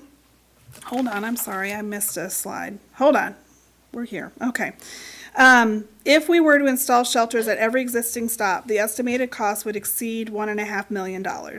The estimate assumes shelter installation only and does not improve any of the sidewalks, utility relocations, or site-specific challenges. This highlights why a priority and phased approach, like we were talking about, is so important. This picture here is actually an example of what I would suggest for our next shelters. Instead of having any glass, they're actually metal. I also would suggest a cantilever style such as this. It gets the opportunity to put them into smaller locations, which is what we need for our sidewalks. And it also makes it so that motor vehicleists can see a little bit easier past those type of stops. So that would be my suggestion, but it's always up for discussion, so. So bus shelters are considered a capital improvement, which makes them potentially eligible for federal funding through the FTA. In some cases, capital projects may be funded up to 100%. Funding requests must be submitted during our grant cycle. The next deadline is April 1st. So I'm currently working on this right now. So your input is, this is great timing. So project scope and priority locations must be identified in advance. FTA funding is competitive, and it's dependent on the project readiness and prioritization. Moving forward, staff will identify feasible and high-impact shelter locations, focus on ridership, accessibility, and safety. We would have to refine our cost estimates, coordinate with the city departments as needed, and prepare the funding request for the next grant cycle. So you will see that coming up in the future. Now, we do have future possibilities for transit. These are not proposals. This is just kind of a, hey, if we could reach for the stars, what kind of things could we do? These ideas reflect community needs and requests, regional partnerships, and long-term mobility goals. Any of these options would require additional planning, staffing, and funding before they could move forward. They are presented to show where transit could grow and the resource, if resources and priorities were to align. Some of the possibilities, such as expanded route, extended service hours, and additional NEMT services, would directly improve access to jobs, healthcare, and services. Others focus on partnerships and first and last mile connections to strengthen the overall transportation network. So we've got to dream big. So this is kind of our dream big list of things. Of the many future possibilities that were listed on that previous slide, I would like to provide a cost analysis for two of the most requested from our passengers, the extended evening hours and the Sunday service. This slide outlines some of the cost to extend route service from 6:45 p.m. to 10:45 p.m. That is our number one. When we do passenger surveys, our number one is they want it to go longer. And that makes sense. You have people that are, working in the food industry, for example, and they're not going into work until noon, and then they get out at 10 or 9 or 10, and now they don't have a ride home. We got them there, but we can't get them home. I would suggest the evening service routes be adjusted to just 2 routes, just like our Saturday service. So instead of 5 routes, I would suggest we just do 2 for a little bit, at least provide some accessibility. This would decrease the number of drivers needed. In addition, I have provided cost estimates using full-time staffing, not just part-time staff. This is because it's very hard to find a part-time evening CDL driver. So what I would do is use those positions to also enhance our demand response and our NEMT services to make it a full-time driving position. We would also need to hire a full-time dispatcher because I do need a dispatcher available to them to help with that. So as you can see, I would estimate the annual cost to be about $199,181, so about $200,000 a year. That estimate is based off of full-time salaries, the vehicle usage that we would have to do, the fuel cost. I did not include benefits in that estimate, so it's a little bit lower than what it probably would be, but that's about where we would be, which is about $8 per additional passenger. I would expect, based off of what our Saturday ridership is, I would expect we would probably have about 25,000 additional trips per year if we were to run this program, or extend these hours, I should say. The second request that we received from our passengers is to expand to a Sunday service. Currently, we have no service on Sundays. So I took the exact same numbers, just revamped the hours. And obviously, the miles would be a little bit different because it's only for the 2 routes on a Sunday service. And I estimated the cost to be about $147,000 a year. So please note, these are just cost analysis. They're not recommendations, but it's a tool to help evaluate some of the trade-offs between service expansion, cost, and community benefit. I'm very happy to discuss at any time how else we can enhance our routes. So that's just my contact information for anybody. You guys have it there. I also gave you a brief summary of what this presentation was, and if you have anything else. Commissioner Richardson. I was trying to write down all my questions, because you were on a roll. I almost stopped you for a second, but I scrolled and saw we were almost to the end. The quotes you gave us, like the one, I'm just spitballing numbers, the 199, the 147 for the Sunday and that. Is that something that would be 50%? Let's say we did that tomorrow. Yes. So that's That is reimbursable. 50%. Half of that's reimbursable. That is absolutely correct. All right, that was Yes. my one question. Because I have heard the number one is from folks within our community, especially from business leaders that own businesses that I've talked to, is they have a lot of people that ride the bus and extending that time. Yes. Especially Monday through Friday and Saturday. Yes. Not so much I've heard on the Sunday, but that makes sense. The shelters, I've heard that, but actually what's funny about it, I've said the same thing. I do like these new shelters because one of my complaints about our community at times, we develop neighborhoods and we put these nice little shrubs, and then 10 years later, the shrubs and the trees impede the vision, which causes car crashes, which you know as well as I do. I worked many of those within the city. So I do like the new shelters. Something I do want to ask a question. How many, you may not know this, I'm going to put you on the spot. How many cities of our size have a bus service like ours that is run by the government entity and not a private entity?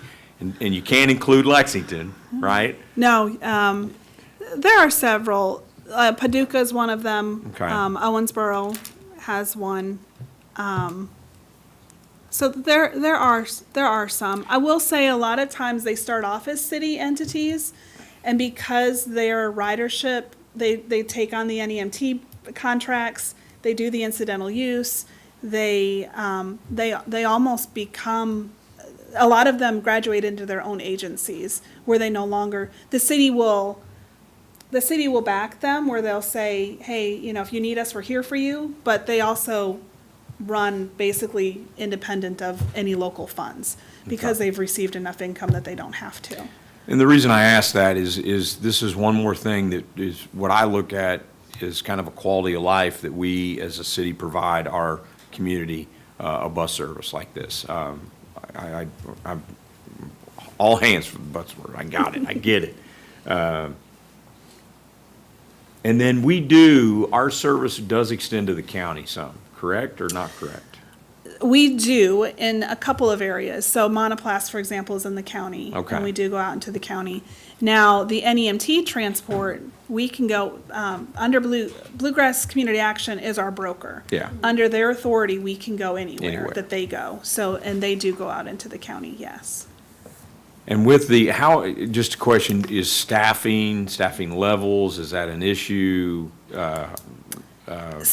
Knock on wood, so far. Yeah. We finally are at a really good spot. Okay. I will say, we are trying to open up a Purple 2 route. And that would allow, so we've got an East 1, East 2, West 1, West 2, and Purple 1 runs only every hour. The other two buses run every 30 minutes. So that Purple 1 cannot tie into an East 2 and a West 2, if that makes sense. Yeah. So I would love to open up a Purple 2, and I would also love to, that's part of, I didn't go over that in this, and I said I would. CTAA it's the Community Transit something. We're a member of them, and it caught me off guard, but we have an MOU with them. They are for free going to look at all of our routes and look at ways that we may be able to, I need to accommodate more areas. Thornhill Learning Center has asked for us to go there. I know we're gonna have the paddocks coming soon. I know that there's more in Topi, for example, we could go out to there and we do not. But I need route help. Okay. I've gone to the extent that I can do. So they are going to help us this year to revitalize and reimagine those routes, and that may require additional staff. Okay. And right now, our budget is 24. I need 25 even just to do the Purple 2 route. So right now, we're good. We're just kind of at a standstill for growth. There's no more growth available right now. And the old admin building, are you speaking of the building that's over at the city garage? Yeah. Yes. Bald knob. Bald knob. Okay. Just curious. Yes. Commissioner? I don't see it. And I quoted that at $1 a square foot, by the way. That's where I got that figure, which is kind of the going So rate. could that building be used for another city entity? It would have to still be incidental use charged. Okay. But it We would is still have to from- charge them. Yes. Yes. So if another city entity just turned around and gave you the average per square feet going rate, they could use it. Absolutely. And they could renovate it and do whatever they wanted Yes, inside. it could. Okay.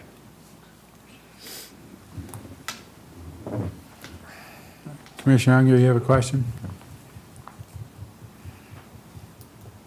I was just gonna say thank you for all the information. I would love to discuss some of those options for, extending and maybe even doing Sunday. I would just like to go over some of this in the Public Works Committee and have some good conversations about it. So thank you so much for bringing this to us.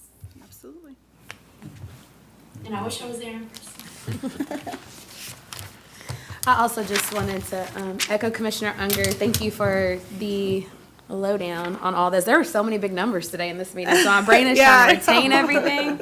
My one question that I have for you is, for you in particular, in a perfect world, Oh, Lord. and if we do the Purple 2 route, and then we do that study that with the CTAA, right? Mm-hmm. We do that. We get feedback from them. We want to expand the Purple route, and then we take also the community survey. How many people would you bring on part-time, full-time to have a perfect route? Like, is it, because I see in the slide, in the PowerPoints, on a couple of the slides, it said 2 full-time, 1 part-time. Is that combined 4 full-time, 2 part-time, 4? So I'm trying to say, how many do you need? So if we did Saturday and Sunday, it would probably just require the 2 full-time and the 2 driver and a dispatcher, because I could do a Saturday, Sunday and incorporate their full-time hours to do the full weekend, if that makes sense. So I don't even think my question made sense, but thank you. Yeah, no, that's okay. So it's up to I guess it would be up to you guys on how much you want to do. I mean, do you want to increase any EMT revenue? Add a couple drivers to that. Do you want to, do advertising? Then maybe I might need an additional office staff to facilitate that. Do you want to do evening services? Okay, well then I need another dispatcher. I mean, do you want to have the transit center open all the time? Right now, it's only open Monday through Friday until 6 o'clock. I don't have it open on Saturdays. Do you want to open it for the weekends? We need it. We need an admin to be able to do that. I need a front desk attendant. So, it's just, I guess it's just a matter of how much. There's room for growth. It's just how much and how fast do you want to go. And one more follow-up question. I noticed on your future possibilities, you had the Kentucky State University list as a partnership. What does that partnership look like? Is that more so how we want it to look, or is it just in lieu of, with the university itself, the stop that they have? Yeah. Which I even think I talked to somebody at the university, and they specifically, the students have asked for a crosswalk directly, I think, across, which has nothing to do with us in particular. But Yeah. what does that partnership look like in the future with Kentucky State University? Do you have any ideas of how we can work with the students and the staff better to get them around town? So what I have tried to talk to KSU about in the past is I would love to do a regular student fee that's put into their annual fee, and then all the KSU students could essentially ride for free. It's just included in their annual student fee, and I can do that at a discounted rate. Thank you. Commissioner May? Thank you so much for this information. When we spoke back at the lunch for Christmas break, I was self-admittedly would not have guessed the amount of stops we had. Yes. I would have been off. I should have made it a Thinking it trivia would be- question before I Yeah. started. One of the things, because I was one of the people, right, with the dream of, I'd love to see every bus station covered. Okay, well, we've got 150 plus, so like, 129. yeah, let's get that scaled back a little bit.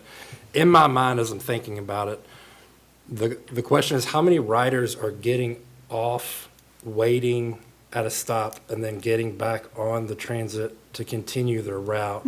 Does it help to think about prioritizing not just how many people are using it, but also along the journey? If you just spread it out, would you rather put And 4 we here or Yeah, spread it out? and so we everybody actually, gets a we little- have those numbers. Okay. We have 3 those are called transfers, where they're getting off at a stop and they're picking up a bus at a stop. There are 3 transfer locations within our entire service area. One is at the transit center. Wonderful. It's beautiful. It is covered. They have restrooms. It's amazing. The other is at the, we call it the coal stop. It's the jet stop, and it does have a bus shelter. And then the other one is at Eastwood Shopping Center over on East Main, or on Versailles Road, and it does have a shelter. So every transfer point is sheltered. Okay. And the transfer, I'm just spitting, I just looked at the numbers. It was a little over 1,200 trips was what we had just at the transfer locations. Thank you. And thank you. I'll be real quick, and Sarah, you're hanging in there. But this is good. It's been a while.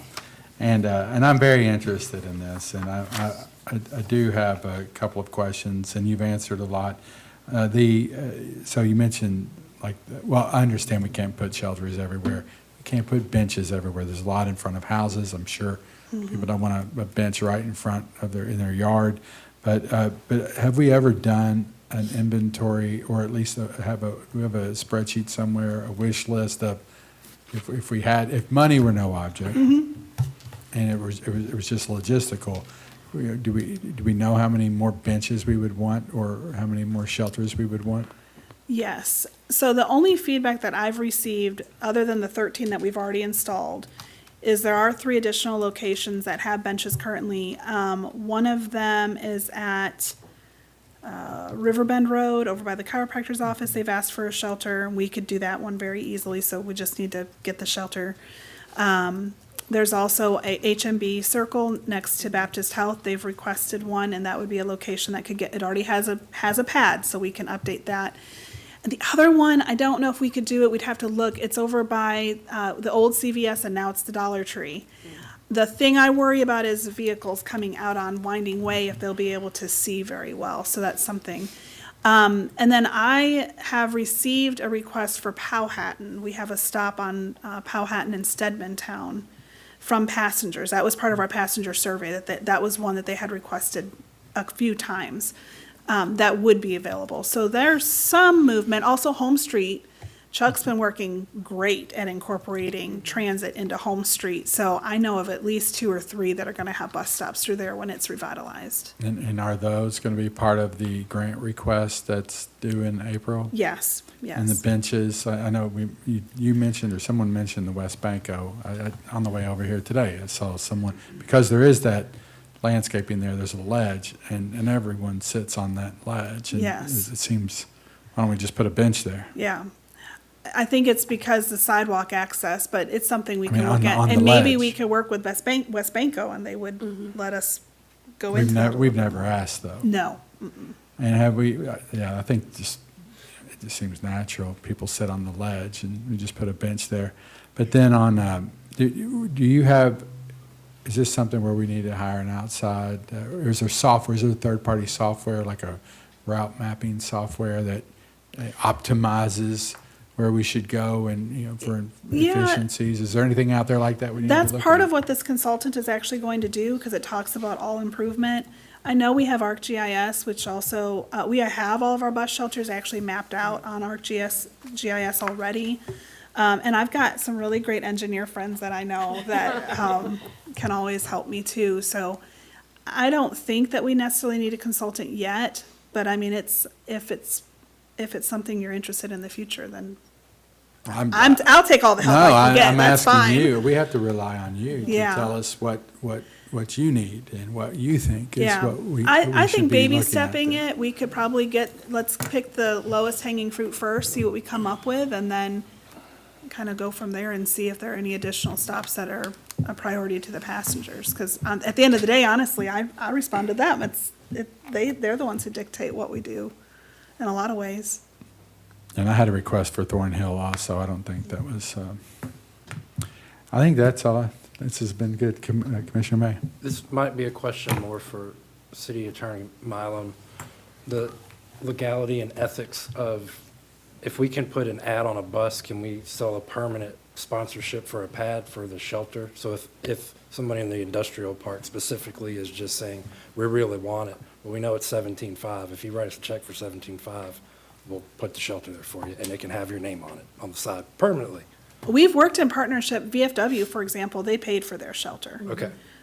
So we can take private yes, money we can work. I mean, to not do to that. take away from But Laura, but we can work in partnership. We have, at least we have in the past. So There are ways to do it. There are ways to do it, yeah. Okay. Commissioner I Richardson. would second Commissioner May. You know, the largest annual income estimate you got are advertising. I mean, I think that is a win-win for our community, right? They can advertise their business, and it supports our transit service. I mean, so. Well, in future thinking, I've always put in a display case in every bus shelter that we have already. Yeah. So they're already ready to go. It's just, we would have to go out to bid to get an advertising company and, all that. And then, the buses are a little bit more difficult because you have to decide. What I would prefer is that they would have to use our own wrap person, because then we make sure that our buses are being respected and, that we can take it off easily or whatever. We don't need it to look like a NASCAR. Exactly, I get that. exactly. We I want get to be that. respectful, Yeah, I get so, that. and I maybe do we like could. NASCAR. My brother up in Michigan's on the side of a bus, so, yeah, so we're always like, when he goes by, I'm like, look. I want a different color. All right, Oh, no. Commissioner. No, it's all good. I just really wanted to say thank you for this. I mean, I swear every meeting I say I learn something new, and I really do, and I really appreciate this. Good. Just give me all the information I needed to be able to communicate to the community as well, the people that ask these questions, specifically about the shelters, which I'm glad we touched on. I'm glad we now have a more tangible kind of plan in motion. And I would actually like to see a site and operational assessment. What that looks like, I don't know. I'm just throwing out what I would love to see in terms of being proactive instead of reactive. Yeah. I understand taking baby minuscule steps, but when something else approaches, I would love to have kind of just that in our back pocket of what to refer to. So Absolutely, I thank you. agree. I'll work with CTAA, and I'll see, maybe after we get the routes kind of finalized and finished, so we can look at that. That's another reason I don't think I'm ready to do much with bus shelters placement now, because what if the routes change with this new, with this MOU, then, I don't want to change something and have a pad on the wrong side of the street or something like that, so, yeah. Thank you. Thank you. Thank you. Thank you. I can do it. Yeah, 55 minutes. Just All right, how about we Motion for recess? recess? Second. Okay, we got a motion to recess, 5 minutes. All in favor, say aye. Aye. We'll be back in a minute. See, we went once.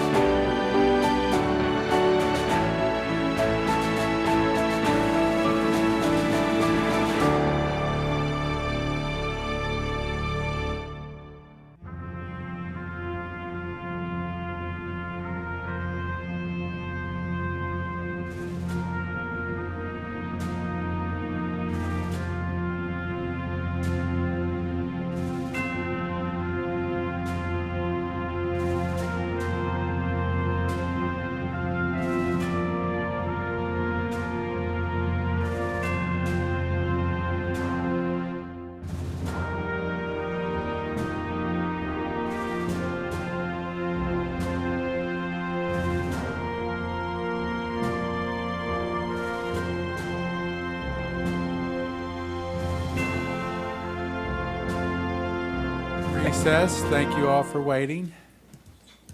And now we have discussion item number 4. I'll turn it Item over. number 4 is the sewer ordinance proposed amendment changes. I kind of threw this, we've kind of been talking for a few months now on sewer changes to ordinance. We made one minor change. We said we'd come back to you all with some recommendations. We've gone through all different ways, looking at different ways of doing this, and we kind of come up with 3 proposals. I'll let Kenny kind of dive into those. But we cover annexation, a fee for properties that can't be annexed, and a increase of fees for county residents to cover those county projects. So we'll let Kenny kind of dive into these the best he can, and I'll help as well. All right, so the current ordinance requires all new sanitary sewer extensions outside the city limits to complete an application. That part of it is actually going to stay in place. The application is great. It allows us to really, the developer to give us an idea of what they're looking at, plus they don't have to go into a huge engineering study to figure it out. They can just kind of put it, we have it all prefigured, so they just have to fill numbers out and give us a capacity. We look at it and they can get their approvals. Right now, we would be bringing every sanitary sewer extension application back to you all for approval, which is not what we want to do. So annexation, we would say that it would be voluntary annexation where it's available. As you can see on the map, there's not a whole lot of contiguous annexation. There are some, but there's not a whole lot of those. So if they are contiguous, we would request that they annex into the city. If not, then we would add a city administrative fee that is equivalent to what the tap fees would be for their proposed project. So if they're going to, say, propose a 100-house development, then they would have a $100,000 fee that would come to the city based on what, it would be the equivalent of what our tap fee would be for that. But if it's an industry, then it would be based off of what their potential water usage would be. And so it would just match with our tap fees. And instead of a tap fee, it would be a city administrative fee in lieu of sewers. So that's the first one that we had discussed. The second one would be talking about an increase in sewer rates for the county to cover the projects that are happening, you know, the sewers that are already in the county and the maintenance and everything that goes along with those sewers. So it would just be a flat 10% fee based off of our current rate schedule. You can kind of see what the county rates would be, and then out of county would be a 15%, and then that would increase. You can see the increases that those would be. Not a ton of increases, but based on what our current sewer rates are, if we started at January 1 of this year, we would be recovering almost $400,000 off of county customers for our sewer projects, which will be a great help to us in helping pay back the large amount of loans that we are taking on for all the projects. So those are the 3 scenarios. One, you know, if they're contiguous, we can get them to annex. If they're not, then we can ask them to, we can do a city administrative fee and then the additional county fees for county customers that are already on sewers. I think and Laura can kind of clarify this, the language we're still kind of hashing out, it'd be anything that we can legally annex into the city. Not really a voluntary annexation, but a legal annexation. Right. If we can legally do that and it is approved by and accepted from the commission, would be step 1 for annexation. As you can see on the maps, there's not a whole lot, but there are some. And then we think that that administrative fee would cover those that aren't eligible for annexation on compensating the city for the administrative fees that we have to do with Laura's time with sewer and things like that.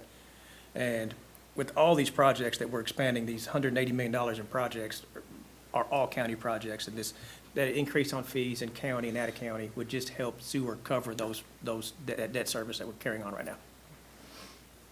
And that's kind of how we want to propose that ordinance change. We would want to have this language kind of work through in front of you guys as soon as we can to get that ordinance going.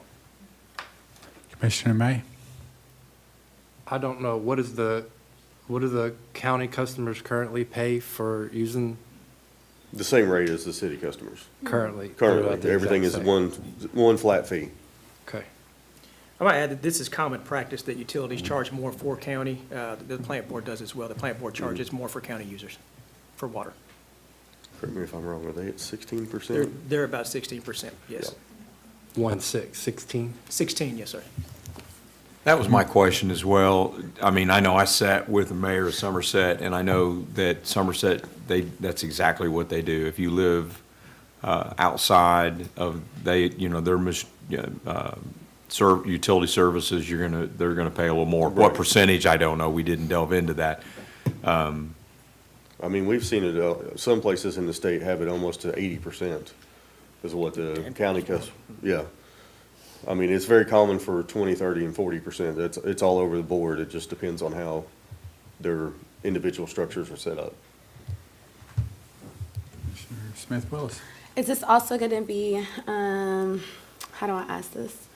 Is that rate that's going to go up for the county users, is that going to be like a rolling rate that will increase? Or is that something that will kind of stay put? Or does it make sense for that to increase for the county users and to stay at a flat fee for the city? Does that make sense? It made more sense in my head, but. The current ordinance has it going for 10 years, I believe we covered the current Okay. ordinance. Right. So it would just, those percentage increases will go up 10% per county for those next 10 years. So it just kind of. So the county rate will stay 10% of whatever the current city rate is, 10% above.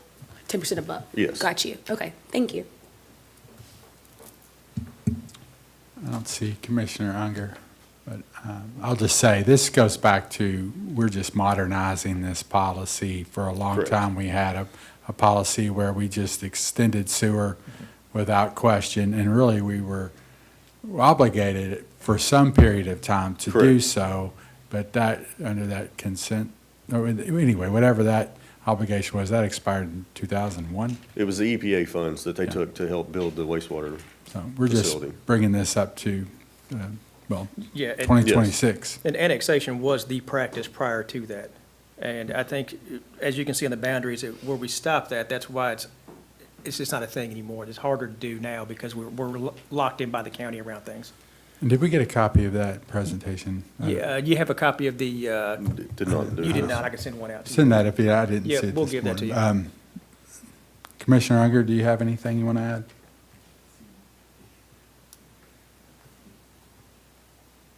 I'd like to have a copy of that. It's on there. The map is on there, and Yes. the numbers, but minus that 15% were in the memo that was sent, but we'll get the presentation out to you all. I did want to add, though, this is not something like, again, I agree with the mayor, we're modernizing this. It's not gonna, the more customers we have on our sewer, it spreads that liability, and it's better, financially for the sewer department, correct? Correct. So it's not like we're not encouraging growth, or this is not, I want to make sure that it's very clear, this is not discouraging anything, it's just, you're getting a city benefit, not being in the city limits. Is that fair to say? Could I say that? Yeah. Is that? We're a city utility, so I'm all you for, are. I'm all for the growth, I am, and I don't think developers, I know I've talked to a few, I think developers are okay with that, and I do think we have some skin in the game as a city. Obviously, we have a lot of skin in the game, but I do think, I think these rate increases are not something exorbitant we're asking for. I think we're asking, I guess, the people that are benefiting from these projects, the sewer department has to bond those projects out. So the city sewer department has a fee they have to pay.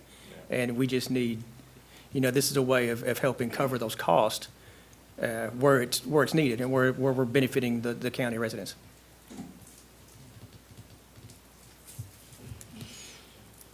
Everybody good? All right, so we want to look at this for January 26th? We would love to look at this as long as we can get that language right. We'd like to look at this for a first reading in January Okay. voting meeting. All right, everybody good with that? Yeah. Okay. Thanks. We'll get those presentations out to you and try to get the language to you as quick as we can so you all can review before that meeting. And that was that part of the packet, those slides there? I just This was don't- not. Okay. This is just something I put together real quick today. I have an to have updated it. one I can send you all that has all that on it. All right, thank you. Thank you. Thank you. All right, item number 5, we have solid waste services update with Sarah Anderson and Byron Roberts.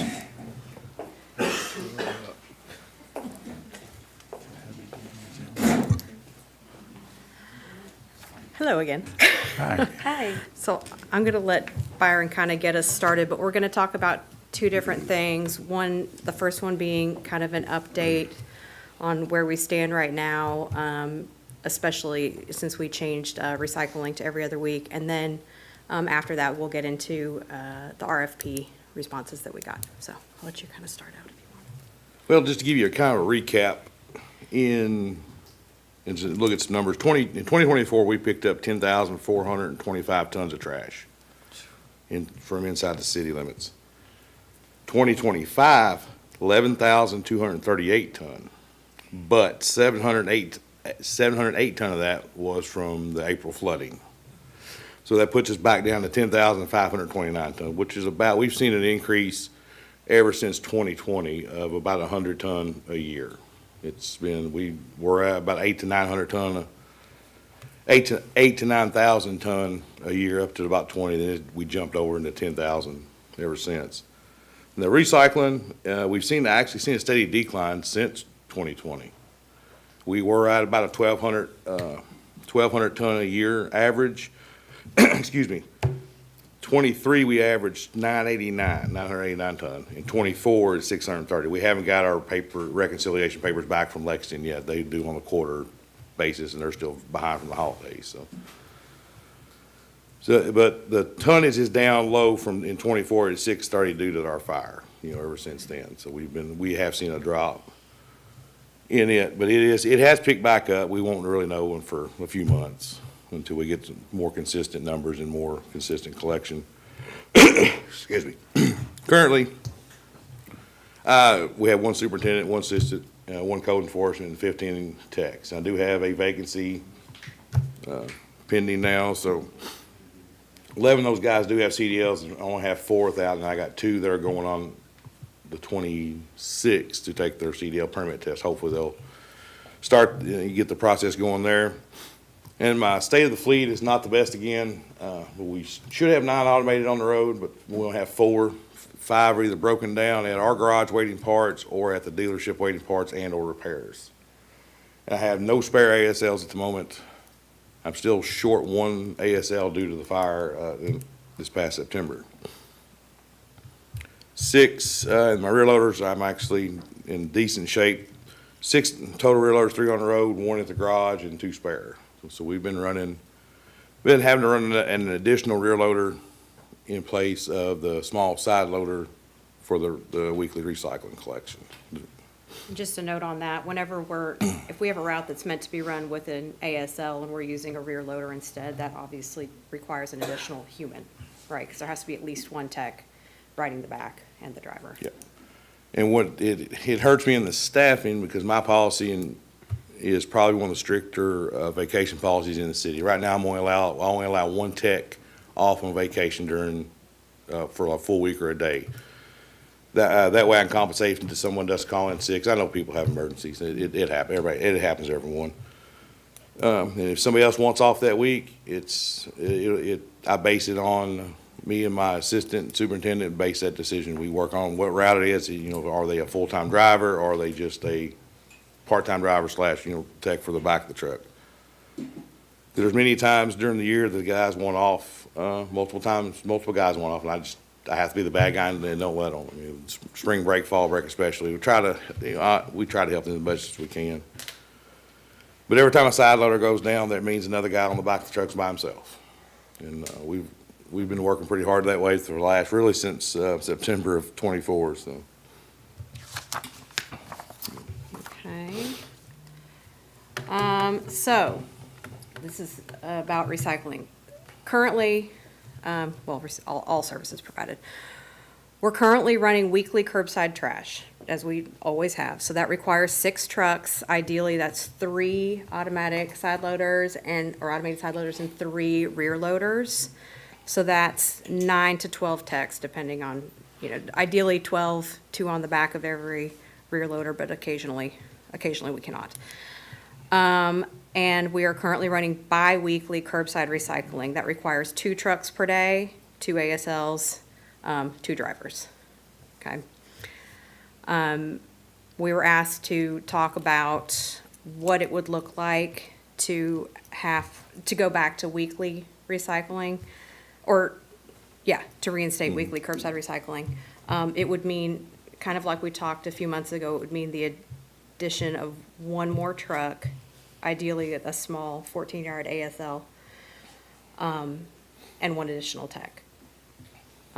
So when we talked a few months ago, this gap is why when we reinstated curbside recycling, why we went bi-weekly instead of weekly, because we just didn't have, right now, I think it's more the trucks Yes, it's more the than the trucks, drivers. At the 'Cause time, with- we were also having trouble with licensed drivers, Yes. but we have a lot of licensed drivers now. We're in pretty good shape Yeah, there. because with that small 14-yard truck being down, it covers a lot of South Frankfort downtown, a lot of the small areas that we can't get our full-size side loader in, so.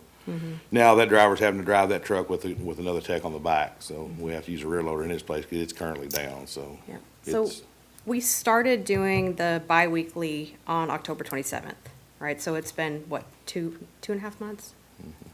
Yeah, 2.5 months. And in that time, we went back today and we looked at all of our work orders that we've received, all of the work orders we've put in for actual missed pickups that were reported to us for recycling. So in that 11 weeks, we've had 20 reported actual missed pickups. We've had several more that reported as being missed, but when we looked into it, they were just on the wrong week. Wrong week. So we've done a lot of educating, re-educating, continuing to educate. And most people, once they call in and they're confused about A versus B week, or maybe they weren't aware, most of them go, oh, okay. And so we get them straightened out, and we don't hear back from most anybody, So anyway, 20 actual missed reported pickups in 11 weeks, so less than 2 a week. Yeah. And we have circled back and gotten all Yeah, those. yeah. So we're not, according to what's been reported to us and what we've responded to, I don't think it's a very bad, I think it's a pretty good track record. I will say I believe it is. we're still pretty new in doing it, so I feel like it's going to get better the longer we keep doing it, but we haven't gotten near as many No, confused. No, the phone calls calls as I have thought. definitely, very few phone calls, emails in lately. So moving forward, like we were saying, if we are to continue what we're doing or switch to weekly recycling, one, I personally don't think it's a good idea to switch to weekly recycling right now. I feel like we just made this switch. People are just getting used to it, and I think it would cause more confusion. But if we were to do it, we would need a small ASL and 1 tech to kind of do it smoothly. Definitely. In terms of other services, if the city's going to continue operating the way we have been in the past, we are going to need a new boom truck at some point in time. We're currently operating on a 2004 model truck that is in fairly constant need of repair. And it's a small light-duty truck. It does not handle the larger stuff that we run Yeah. into a lot, so. If we're going to continue providing services, we do need to get back on a regular cycle of replacing vehicles, fleet vehicles. We went several, this is before your time, but we went several years in the past with no vehicles, so that kind of has. Either no vehicles or one, but. Or one, Two is really what we need to be at, because ever since a lot of the new emission stuff, early since Mm-hmm. 22, it's been they're always broke down, it seems like. It's always something with the federal emission regulation stuff Mm-hmm. on it, or, Well, so the service life seems to have gotten shorter. with yes, newer. very much shorter. They used to, they had a 10-year lifespan, now we're lucky to get a 5 year. I mean, just like, I'll just say the fire department, Yeah. where's at a 20-year schedule, lifespan prediction, and now they're roughly 10 years, so. We'd also like in the future to look at adding an additional tech or two to, again, so that the guys aren't stretched so thin, and so that we can run the routes we need to run in a timely manner. We'd like to look at routing software to see if there's any efficiencies that can be made in our current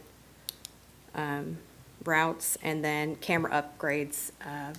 A lot of our trucks have cameras, some of them don't. Yeah, some of them don't, and some of them that do have cameras, they might work, they might not. Yeah. And we have like 3 different brands in there. I would like to consolidate to go to one brand and one of the routing softwares that I've spoke with, they integrate with some of the camera systems. So I think I would just like to have an all-encompassed system that works with everything instead of having to look at 2 or 3 different softwares. Yeah.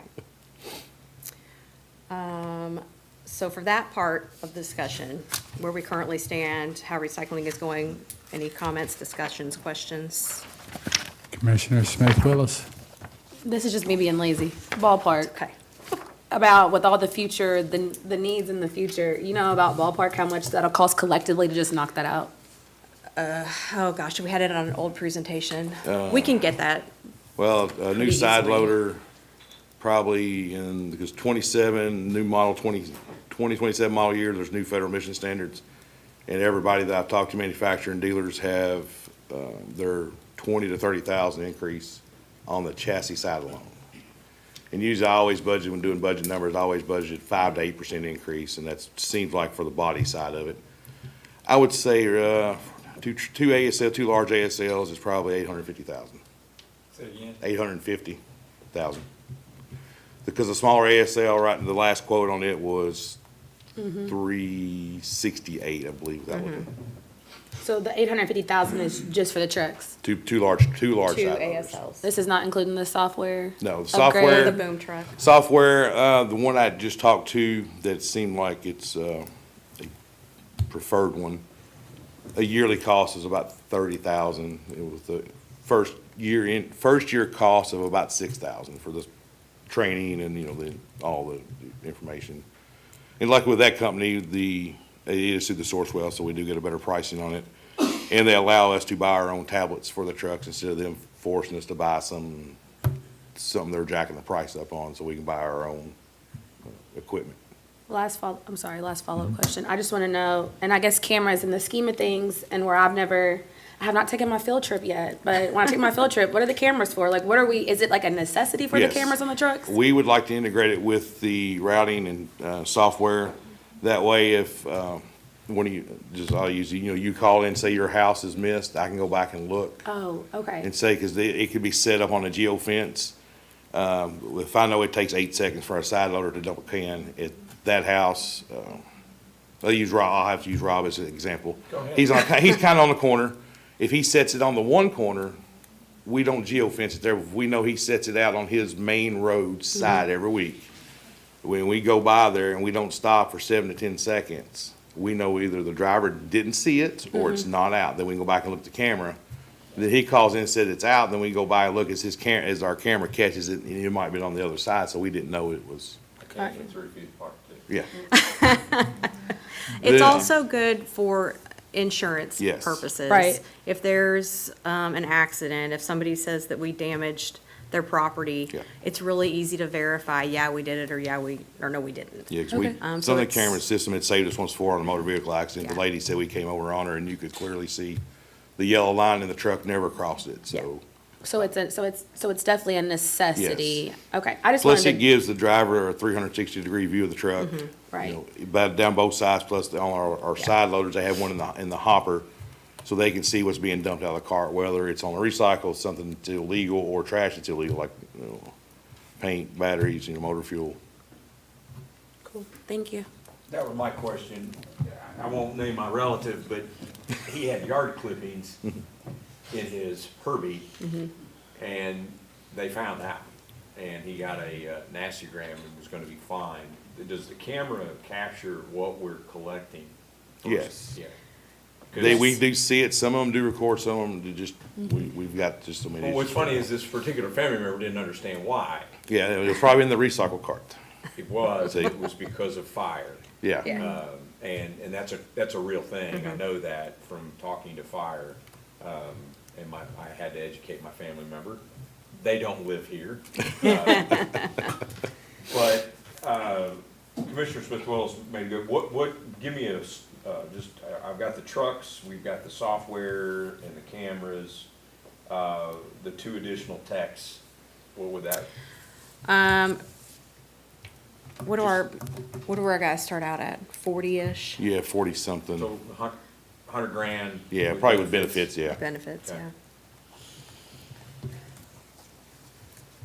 And I understand about the recommendation to not go back to weekly recycling right now. What about keeping it at biweekly and just having everybody picked up on the same day and eliminate the A and B? Would Yeah. that, how much logistical? It's the same as Yeah. going to weekly, except it's on 1 week, off 1 Yeah. week. But we talked about it a lot. Still would need a truck, still would Yes. need the tech. Yeah, because without the trucks, we're gonna have, we will get an overtime plus working the guys a lot more than what they're used to So like doing. right So, now, we've but just got it's the 2 just a- trucks to run recycling. Like that's all of our vehicles. So, and there's 3 recycle routes per day if you're doing it weekly. So they would go and run their routes, and then they would go to the 3rd route and start from opposite ends and meet, which is doable, but then it's just, You might as well go weekly. Might as well go Yeah, weekly, and get if you're going to make the investment in. yeah. Yeah. Okay, so this is one part of Yes. this presentation. Is there, everybody good with this part? Okay. Throw it back up there.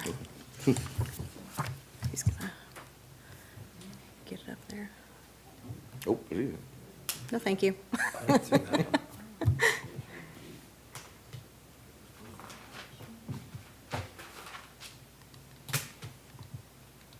Okay, so, as you guys know, we put out an RFP for potentially privatizing our solid waste services. We received responses last Tuesday. We did get 3 responses. We're calling them responder A, B, and C up here. 2 of those responses were complete. The 3rd one, I think, is incomplete. Yeah, I would consider it as well incomplete. But this table kind of goes over the high points of the responses. So we've broken it down. We asked them to give us prices for biweekly recycling and weekly trash, and weekly recycling, weekly trash. And we asked them to give us prices if they build the city, and prices if they build the customer, the residents. So that lighter colored block is all the prices for if they were to bill Frankfort directly. And then let's start at the first one. So $18.99, that is the cost per household per month for the city if we're doing weekly trash and biweekly recycling for an annual cost of $2.4 million. And then for weekly, it jumps up to $21.25 per house per month for a total of $2.7 million. And then for responder B, 2.7 and 3.2. The price is quoted for billing directly to the resident, or $19.99 for biweekly, or $24.50 for biweekly, and $22.25 and $28 for weekly recycling. There's a lot of other things to consider in the RFPs that we receive. They talk about customer service, they talk about roll-off containers that we can use for emergencies, et cetera. But this is kind of the highlights, just to let you guys know initially, the kind of bigger picture, what it looks like. So one of it included like bulky item stuff, correct? Oh, yes, there is, yes. So responder A and responder B did include prices for bulky items. Responder A said 1 free per week and $25 for each bulky item after, and then they specifically defined what a bulky item, approximate size. Responder B said $40 per bulky item and had a list of acceptable items. So yeah, there's a lot of different things to look at. I think what we'd be interested or would love to hear from you guys is if you have specific questions that, because we can go back to the responders and have conversations with them about, like, to clarify their responses or to, to better understand what they're proposing. I think that'd be good for us to know what kind of, how you guys are thinking.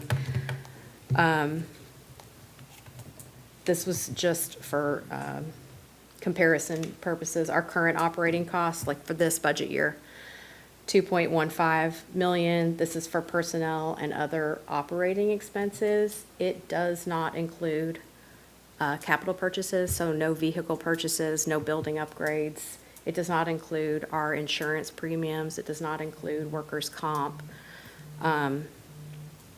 So when you go back and look at the quoted annual prices, like if the city were to pay 2.4, 2.7, it's not terribly different than what we're currently paying. Yeah. Yes, sir.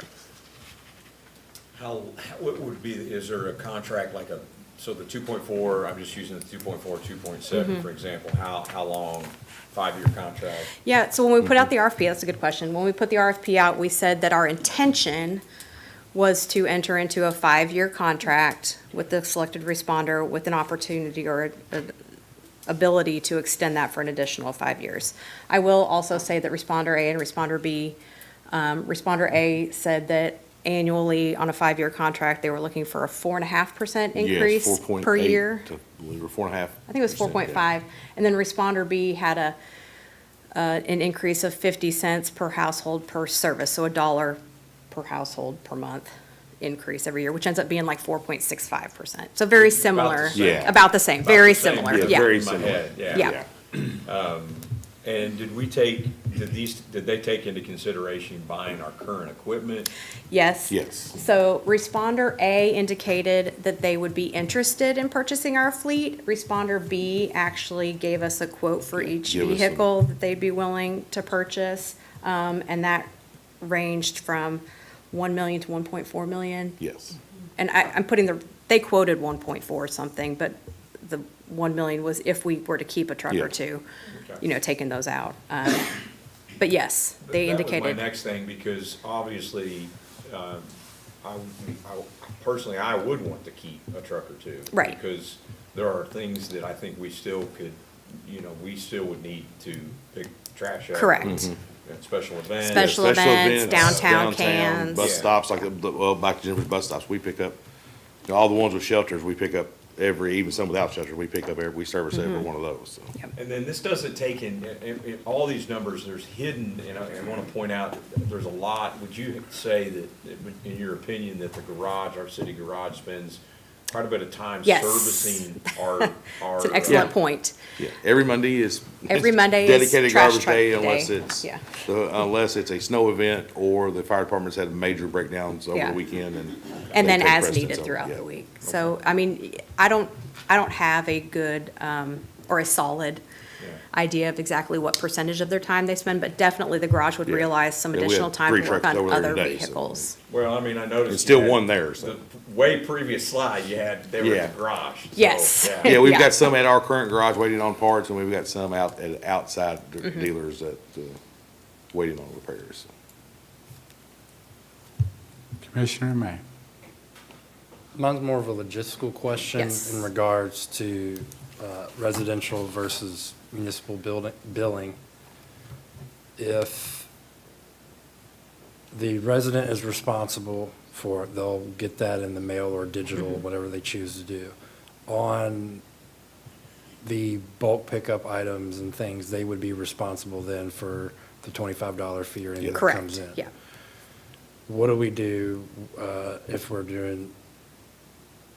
if someone decides they don't want to pay the bill? Then the company that we go with starts taking that up individually with the house? Yes. And can they refuse trash and recycling services? I believe. Or what do we do if someone goes, I'm not paying In it, our- I'm No, just not it's- paying it? I know in our previous orders, when we had pay as you throw, we had some residents refuse it, and it becoming a legal issue. Okay. The because- response is outlined a little bit, kind of how they handle customer service, including billing and people who don't pay. And I believe, and I'll look into it more, that they mentioned like a right of refusal, a right to refuse service. Yeah. But then ultimately, we as the city are gonna go pick that up. Yes, we would have to. At some point, there'd be almost like putting a lien on a property when we have to mow it. It'd be similar to that. That's just, when we have to mow as in our properties. current, it's always ordinance, if we send a service fee out to a resident and or to the property owner and they don't get paid and we service it and they still don't pay in the 45 days, then we will go put a lien on their property, just like. You know, different than not mowing your grass. Yeah, Yeah. correct.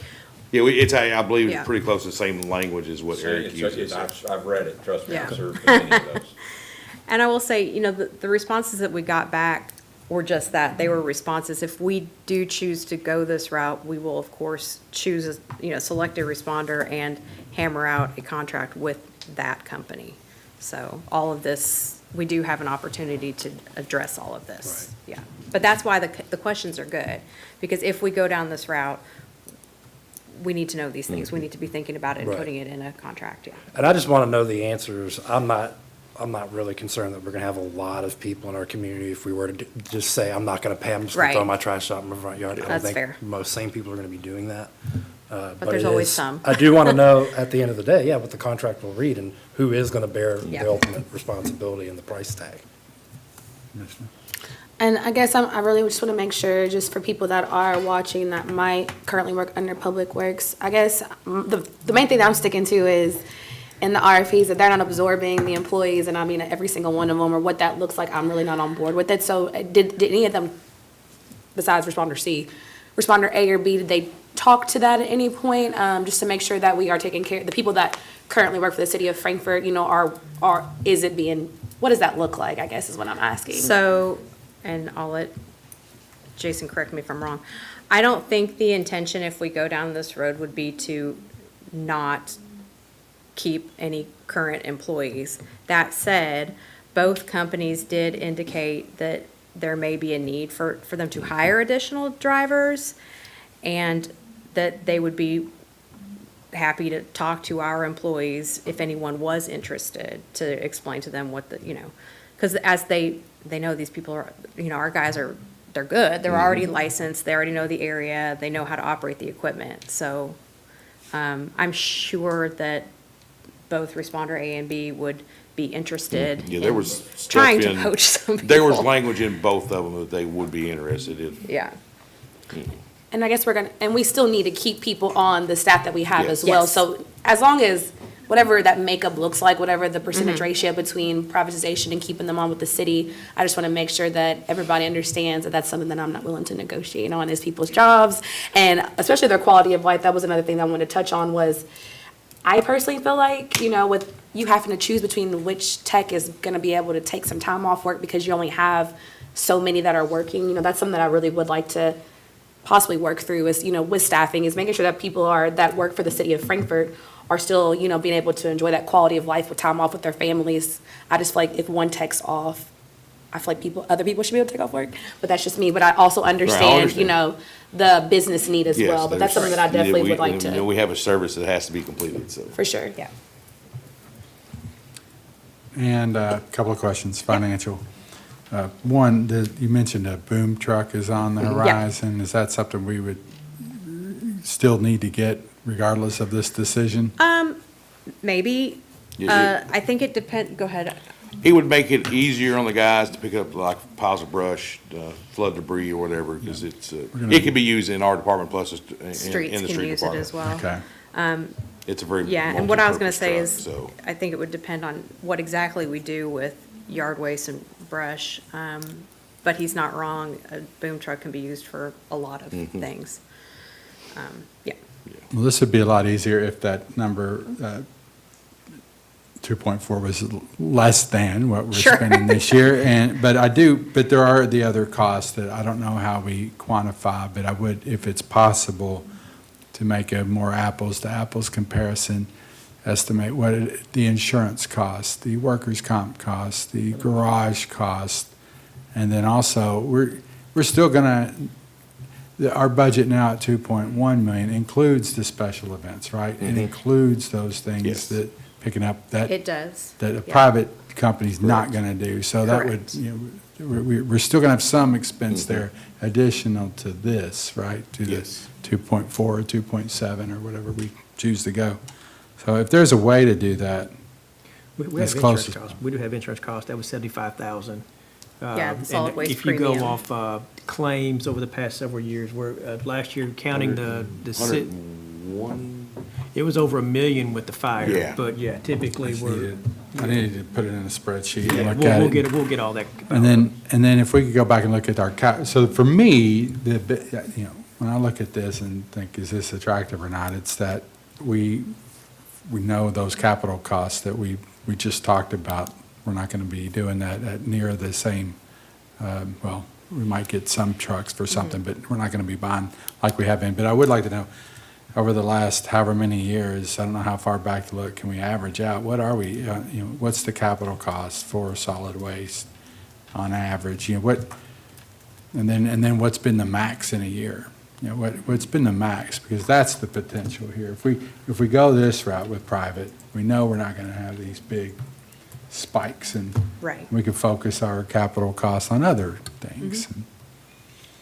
So I would like to know that. And what's our deadline? Our deadline, so the RFP language, I should have had this ready to go. I think we said that all responses, Lori, you can tell me if I'm saying the wrong kind of language. I think we said we had 90 days to, I can look and verify. It might have been 60. Yeah, I believe it was 60 day. I believe it was February something, 23rd, I believe. Basically, that they had to honor their Up to prices, that their day, quotes up yeah. to that day. And you're probably right, it probably was 60. I believe it was February 23rd, I believe.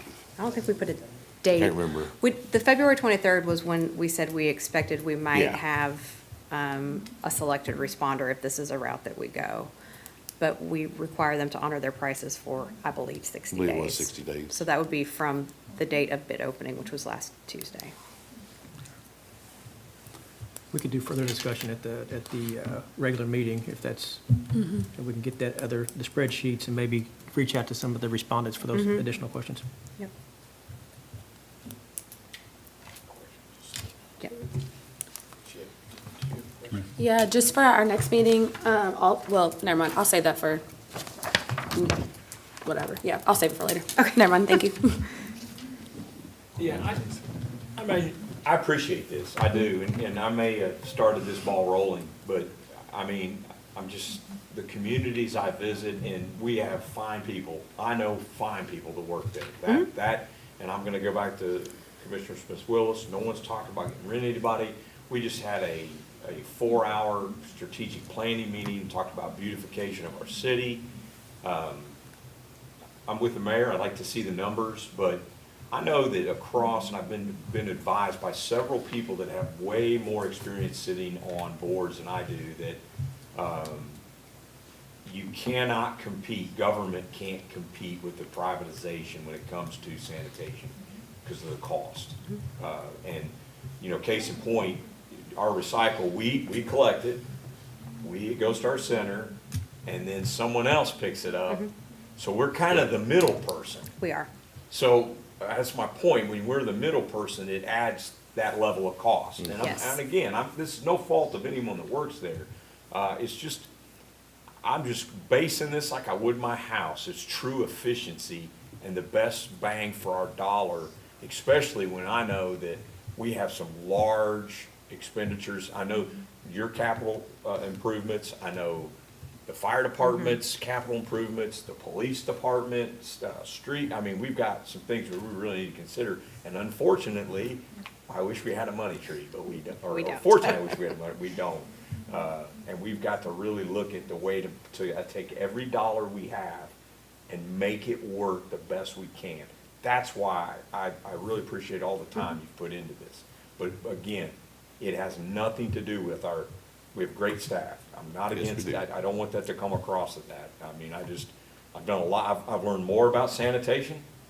I can tell you all about stuff within the police department, but I've learned way more about sanitation than I thought I ever would. But it's very good to really realize, you know, the operation of what you are doing there. And again, I think you do a fine job, but I think when it comes down to it is the efficiency of how we're spending taxpayer money.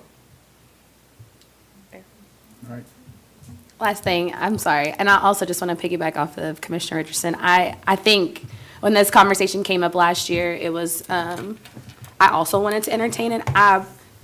Based off of our strategic planning that we had, I think we're all very aligned with just the quality of life here in Frankfort and making sure that everybody can't make everybody happy, but a large percentage of our community. So I just wanted to say, you know, I appreciate the education aspect of this. I believe in transparency, but I also believe in exploring all options that makes the most sense for the longevity of our community. So, you know, if people are watching this and, you know, the newspaper, I just want to make sure that we're covering all bases and not just one or the other. So I just really wanted to thank you all for getting this out there and receiving the responses. Responder C, I don't know what happened with them, but I appreciate responders A and B kind of giving us all the information for us to be able to discuss at our regular session. So thank you all.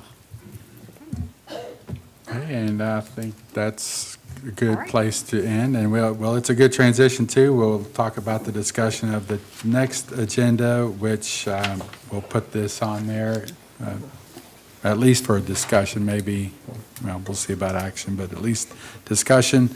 We have the industrial revenue bonds, we have a sewer ordinance. Is there anything else besides the normal consent calendar things? And okay, any unfinished business? I don't think there's anything from December, from last year.